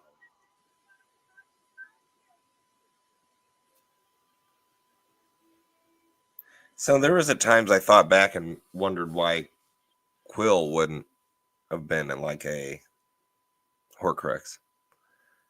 So was that Voldemort Prime? Yeah. Like, well, yeah. The thing that attached to him. Right, so Voldemort made all the Horcruxes, like, you know, a long time ago. Yeah. They were all in place before his rise to power. Like, it was important that he did that first. And the Voldemort attached to Quill and they're what kept him alive when, you know, when the spell rebounded on himself and he tried to kill Harry. That's what kept him alive. It is kind of weird because it's just like, okay, he had 7 Horcruxes, so his soul went into them. It's weird because it's just like that's what, yeah. It is weird because it's like whole idea is like you can't kill him completely because he's got pieces of his soul in each thing. So it's just like so the first time he died, he didn't really die. A part of his soul is still around. Yeah, it is kind of weird because it's like, so did the Horcruxes save him there? Like it didn't seem like they did because he still wound up having some sort of form, although barely any. He'd say he was like down to the meanest ghost or something. And then he was able to use some sort of technique to leech off Quirrell's life force. Because that's one of the things like people have asked, like about, we probably talked about it because it's in the first one, the Philosopher's Stone. People are like, why did he even want the Philosopher's Stone? Like, what's in it for him exactly? It's like, well, it was a shorter way to like get his body back, I think. And also people were like, well, what's with the unicorn blood? It's like, if he couldn't die, it's to keep Quirrell alive. That's what the unicorn blood was for. The idea was Voldemort was on Quirrell like a parasite, and it was killing Quirrell. The only thing that was keeping Quirrell going was the unicorn blood. So the unicorn blood was not for Voldemort; it was for Quirrell. Oh, okay. Yeah. So here's the first time he talks about how he and Voldemort have. There he says, I think he transferred some of his powers to you, which is true. The night he gave you that scar, which of course we'll find out even more about with the what's the name of that thing? Occlumency. and how like they can break into each other. You know how sometimes he can see Voldemort with thoughts and feel what he's feeling and stuff. So this is the first time. It's like I should be in the Slytherin. It's true, Harry. You possess many of the qualities that Voldemort himself prizes: determination, resourcefulness, certain disregard for the rules. Is he going to say anything about choices? I don't know. Because there's a line somewhere towards this where he says something like, it's our choices, Harry, that show what we truly are, far more than our abilities. Oh, he does say something, They flipped it. He said, it's not our abilities who show who we truly are, it's our choices. Okay, they just they flipped it around. Okay. And here's the whole thing about only a true Gryffindor could have gotten the sword of Godric Gryffindor. So yeah, that's actually turned into now that can destroy Horcruxes. So at this point, this has to be the first time that Dumbledore realizes that Horcruxes could be in play, like this far back. Like he doesn't know for sure that the diary is a Horcrux at this point, but he knows it's something. There's the Dobster. So this is your master. Which actually Harry guesses really fast, like as sort of a guess. Because when he talks to Ron about house elves early in the book, he says, like, oh, only rich families have them. He's like, oh, I bet you the Malfoys have one. And it's like, yeah, it is Dobby. I was pretty dumb, too, because even at this point in the book, the first time I read it, I didn't make the connection that Harry points out, like he's like Columbo here. He's like, I think that day you slipped the diary into... like, my brain was not there the first time I read it. I was like, oh, shit, that's right. She had to get it somewhere. We don't find out for a long time exactly why Malfoy had the diary.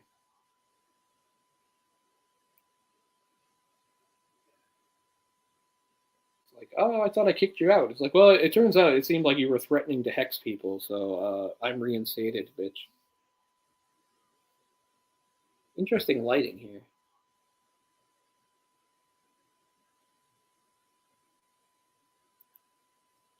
It has been identified, I presume? He's like, yes, Lord Voldemort. Which is kind of weird. Like, why wouldn't Malfoy ask for, like, more clarification? I guess because he doesn't want to tip his hand, right? Because he just says, well, it was Lord Voldemort.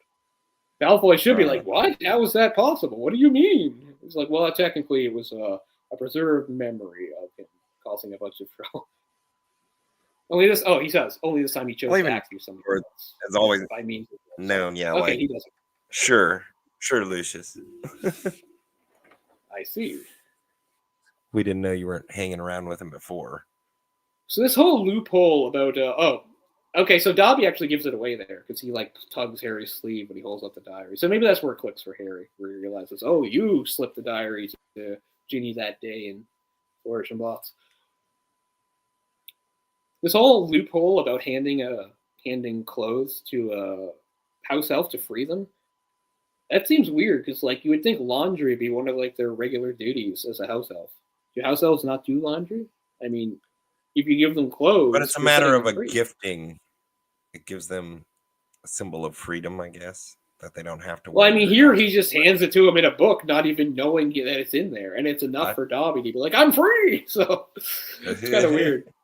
All I can think is you just leave the laundry, right? You get the laundry together, then you just leave it, and they find it. And if it's an expected job. Yeah, you don't hand it to them. You just leave it somewhere, and they have to do work with it. He just, like, kicks him, like, down the steps, and Dumbledore's like, well, that's what you do. As we find out, like, the world of house elves is horrible, even beyond this. And actually, that's another thing that's disappointing that we don't get to see in the fourth movie. Is like, well, that's what I think I appreciated, because I didn't feel that would have even still been an issue at Hogwarts or something. It's just interesting. It makes a lot of sense to find out that, like, the kitchen staff is almost entirely house elves, and they also do all sorts of, like, tidying up and cleaning at night. Which is the only thing is that they're supposed to, come out at night and do it when people don't see them. I'm thinking Harry's running around after hours all the time. You'd think he'd run into one or two at some point. And I honestly like the idea better that magic made the food appear, whether it be from the kitchen, but still created by magic, made by magic. Like the scrubbing pans, brushes at the Weasleys. Yeah, I mean, yeah. Like, I accept magic to a certain degree, but nobody likes the something just comes absolutely from nowhere. Like, it still has to come from something.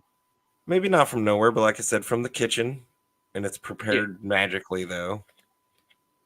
But you can transport it magically from the kitchen. But you feel really bad for Hermione, because Hermione is like, they're like being treated like slaves, and Ron's like, they like being slaves, and it's just like, it's never really resolved. I don't know if Rowling's making fun of her, like Hermione. Like, what's he doing here? What is Malfoy doing? Malfoy is in Hogwarts. Is he going to murder a child? Vera, like, I guess he's not. I just have no idea what he thinks he's doing. Because let's say Dobby's not there, and he, like, blasts Harry. He's going to Azkaban if he does that. He's in fucking Hogwarts. Yeah, your parents were meddlesome fools. But, like, he just loses his mind. It's like, I'm gonna. Doesn't Dobby go on the run after that, though? Yeah. In broad daylight in this school, outside of Dumbledore's office. Yeah, it's a good line. How can you fam? Just never try to save my life again, Dobby. Yeah, he starts Avada Kedavra. He starts the killing spell. No, he says Vera something, actually, at least in this. Because the killing spell, again, I don't think Rowling had thought of it yet. It really seems weird in the third book, or the third book in the third movie, because at the time you have no idea what they're really threatening each other with. Harry's saying, when I find Sirius Black, I'm going to kill him. It's like, how are you going to kill him, Harry? Do you have any idea how to kill with magic? It's never been discussed. But Harry is just like so sure if he could find that murderous Sirius Black who betrayed his parents and got them killed, he'll kill him. Like, what is your plan, Harry? And then there's the whole thing where Sirius, they're actually talking about Pettigrew, but they don't know it. And he's like, let's just kill him. We all know later, yeah, they can just Avada Kedavra him. But as far up to that point, oh, look, who's back. Like, we don't actually know what you can kill people with. Because it's not until the friggin' fourth book that the unforgivable curses are actually mentioned and defined. Which seems kind of crazy to think about. I can't believe you solved it. I mean, you're such idiots. I have to do everything. Like, come on, Hermione, give us a break. We can figure stuff out. So there's Madame Pomfrey.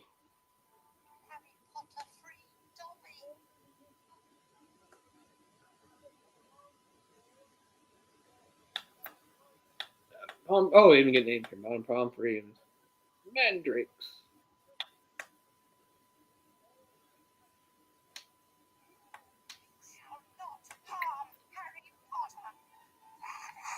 And Flitwick looks completely different here. Like, he's got like this big crazy beard. I mean, later he doesn't look like that at all.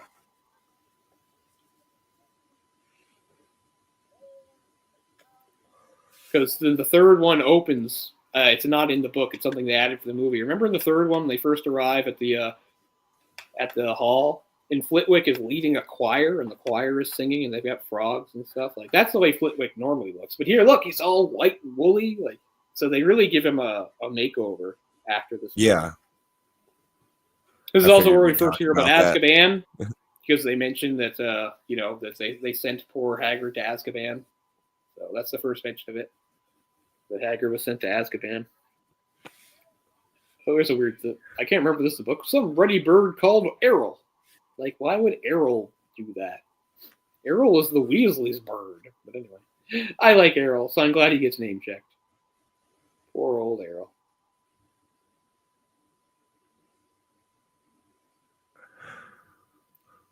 What's funny is, like, Hagrid does not seem to, like, have a relationship with any other kids. So, like, do they just think that those three are weirdos? Because they're like, that's the groundskeeper, right? They're friends with the groundskeeper? I mean, after this, Hagrid does become a teacher. But before this, like, Hagrid does not really seem to interact with the students at all. Just those three. Like, everyone's here staring. Like, okay. No Hogwarts without you, Hagrid. And they all start to clap. And so I guess they seem to suggest that Hagrid is well-liked, but I don't know. Yeah, they're really smiling. The groundskeeper can be admired greatly by students. I think I've seen it in life. Well, I know that Fred and George like him. That's mentioned. That Fred and George have some sort of relationship with him. But it seems like most students don't. But now they're all just like super happy. Yeah, Hagrid. Like, where's this coming from? Justin Finch Fletchley is a jerk, but Malfoy's like, sit down, you clod. Speaking of Crabbe and Goyle, we'll get to this later, but like one of their actors was like sick or something, right? Like he's not in the third movie at all. It's just so weird. In the third movie, Malfoy's running around with one of Crabbe and Goyle, I can't remember, and then just some extra kid that they replaced him with for no reason, because that actor was unavailable at the time. Then he came back after that, but in the third movie, it's not Crabbe and Goyle, it's one of them. I don't remember which is which, and plus some extra guy that they just dragged in because it's like, well, Malfoy has to have a posse. They did not recast him. They were just like, he's not here. And then he came back. I can't remember what the deal was, but the actor was like sick or I don't know, wasn't available. So for the third movie, Malfoy runs around with one of Crabbe and Goyle, plus this extra guy that we never saw before and never see again after. And then they had to bring in another dude, I think, for the last movie for other reasons we'll talk about then. Yeah. In the last movie, they become, because it's just like, Goyle, isn't it? I can't remember, but one of them goes like full evil, right? Like he's trying to like burn people to death, and like Malfoy is like, I don't know, and he's like, come on, Malfoy, don't be a prick. I don't know. Okay, good job, Chris Columbus. Yeah, Steve Close. That's who I kept meaning. He's the guy that loves Hermione and makes Ron look like a chump. It's unfortunate. Still think he did a brilliant job on these, though. Oh, yeah. And I mean, the movie I dislike the most is the one he didn't do the script for, right? He didn't do 5? No, he didn't do 5. He needed a break. And I think 5 is the bad one. Which we'll talk about. I mean, I don't think it's the worst one, but yeah, I came out of the theater saying there's... It's probably my least favorite book. This is probably my least favorite book, but it's not my least favorite movie. And it is really good. None of them are bad. I don't know. It is in many ways it's an improvement over the first one. I mean, I guess this and the first one are kind of equal for me.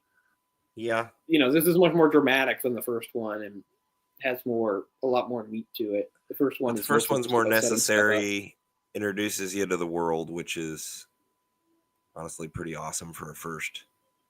Yeah. You know, get you involved in a saga. Yeah, great. Sure. It's great. And to me, they get better. It's too bad about Richard Harris, but I mean, what are you going to do?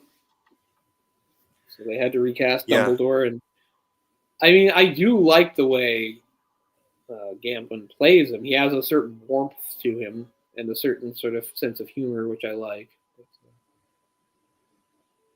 Yeah, he grows on you. But I'm also glad, even though I don't normally like it, my actors changing. He's a lot more emotional, and I think I mentioned this way back from the first one. Like both Dumbledore and Voldemort in the movies are much more emotional and much more physical than in the books. In the books, both of them are very calm and non-physical. Like we'll get to it. Like remember the fourth movie? Like after Harry gets his name for the Goblet of Fire and everyone's freaking out. And Dumbledore's like, Harry Potter, and then later he like grabs him in the office, like, he does not do that in the book. And just like at the end where they finally confront Crouch Jr. and find out, he's been posing as in the book, he's very calm. But in the movie, he's like grabbing him and pointing his wand at him. He's like, what happened to Professor Moody? Like he's like losing it. Like, and I don't know if that's an actor choice or a director choice or a screenplay choice, but it's just kind of weird. I like it. Just, they make Voldemort much more physical too. They make Voldemort grabbing people and going, like the whole point of Voldemort is like he's super non-physical. He'll use magic for everything. Like he wouldn't even swat a fly. He was like Avada Kedavra. Like Voldemort, in the books, he's just full on, very calm, not physical, barely moves, doesn't emote usually unless he's really angry. But so that's something about both characters. It's weird that Snape kind of disappears in the second half of this movie. Snape plays a bigger role in most movies. This might be the smallest role Snape has, really. Like, Snape Now that has you say nothing. that. Like, he gets mad at them at the very start for breaking rules, and that's about it. The only thing is, like, don't they have... No, it's not even in this movie where they have to steal stuff. Because remember the fourth movie, he's mad because he thinks somebody's breaking into his office to steal Polyjuice Potion. And he's right, but it's not them. It's, it's Crouch Jr. who's doing it. But I'm just thinking, yeah, this is the movie I think he has the least to do in. Because the first one, you have him as like a decoy villain. It's like, oh, is Snape a bad guy? Is Snape trying to get Harry? Is Snape trying to steal the thing? And you find out, no, he's a jerk, but he's on our side. The second, and then he plays a huge role in the third one, of course, because he has that really strong personal link to Sirius and Lupin, and also Harry's father that you find out about, and he plays a huge role. Yeah, he really does very little in the second movie. He's just there to just sort of be grouchy, but he doesn't drive the plot or really do anything. So that's another reason, I guess, because I mean, like you, I do like Snape. I like to hate him. He's a guy I love to hate, but he doesn't have as much of a presence in this movie. But anyway, we don't have to go through that. I think I always liked him though, and there was always something telling me now there's more to it. Oh, I mean, I never for a second thought he was a bad guy. Like, even when he killed, like, I was too savvy, right? Reading the book when he kills Dumbledore, I knew. Like, I was like, I get that Dumbledore is flawed and he can make mistakes, but he won't make that mistake. He won't be wrong to trust Snape. And the whole setup is so obvious. He goes, Severus, please. It's like, okay, he's exactly. I never doubted it. Like, I mean, I couldn't believe anybody would be taken in by that, but I don't know, people are dumb. But I mean, I just always thought it was weird. It was a weird choice to me. I know I'm going over stuff I probably said in our first one, but I always thought it was a weird choice for Rowling to go so hard for Snape for being such an asshole, for being so petty, for being so unprofessional as a teacher, stuff like that. I was like, I get, you can have him be a jerk, but you have to have him go over the line so much. I mean, it's crazy to me. Just like I never understood what was the point of having Malfoy. Like, his arc is not a redemption arc. His arc is simply, he's a pretty shitty guy, and he was raised by a bad family. And in the end, when he was supposed to be evil, he couldn't go full evil. But he's not going to do anything useful or helpful or good. He still just bitches out. He's just gonna bitch out. He's just sort of back away. It's like, that's not satisfying. I don't need Malfoy to do a complete heel turn and be super heroic, but he could have done something. The only thing he does is he's just like, he pretends not to recognize Harry and that whole thing where his face is messed up. Like, that's his big moment. It's terrible. Though I almost forgot about that. I mean, that is pretty... I just thought it was a weird arc. Like, that's, like, again, as a savvy reader, and maybe it's good to avoid cliches and being predictable, but I kept waiting. I kept expecting Malfoy would have, like, his moment where he would do something useful or at least semi-heroic, and never comes. She's just like, no, he sucks, but, he's not totally evil. And, okay, I guess that's kind of realistic in a way, but it's also kind of a letdown from a dramatic standpoint. But it's an interesting choice, I suppose. Next up is my favorite, not my favorite book, but my favorite movie. So that'll be fun when we can get to that maybe sometime around or after the Christmas holidays. We'll see how things go. I know it's a busy time for everybody, but, I don't want to lose too much momentum.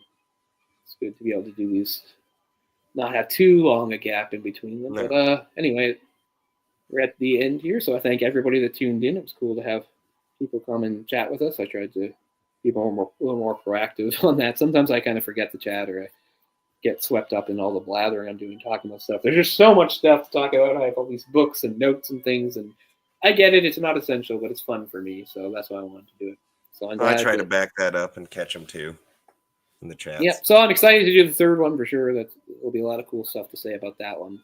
But we can leave off here. So thank you very much to everybody watching who tuned in tonight, and future people watching this not live, of course. And as I said, I always backed away from this before, but yeah, maybe you could leave a comment or something. It does help a little bit, keep me from being completely buried by the very cool YouTube algorithm that just wants big, fancy, monetized videos. It's like, I'm not monetized. I'm not going to be censored. Not that I'm really talking about deep topics when it comes to Harry Potter, but, Anyway, so, really looking forward to the next one. This is fun. I mean, we still have a long way to go, so that's kind of cool, too. It's a good long series, and the last book is actually broken into 2 movies. So this will occupy us for some time, so that's fun. But, we might get to do an animation one somewhere in between. We'll see how that goes. We haven't not, we're not done with animation. We'll still that series is still there. We'll still have some animation stuff to do when we can fit in. Those are a little easier though. So we'll see how things go as it goes. But we'll see how those develop. And we will try our best to give people heads up. My big heads up tonight was like an hour and a half before the show. Like I get that's not very much. I guess that's not very much notice, but whatever. We do what we can. Well, it's sometimes last minute even for us. I mean, we can kind of plan it, but things fall through. Yeah. Sometimes. Yeah, so it's too bad Jay couldn't join us for this one because I know he said he was kind of looking forward as an opportunity for his way to sort of learn about the series, give that perspective of somebody sort of experiencing it for the first time. It's too bad he had to miss this one. But I really didn't want to like reschedule or stretch things out too much. So hopefully he can join us for the third.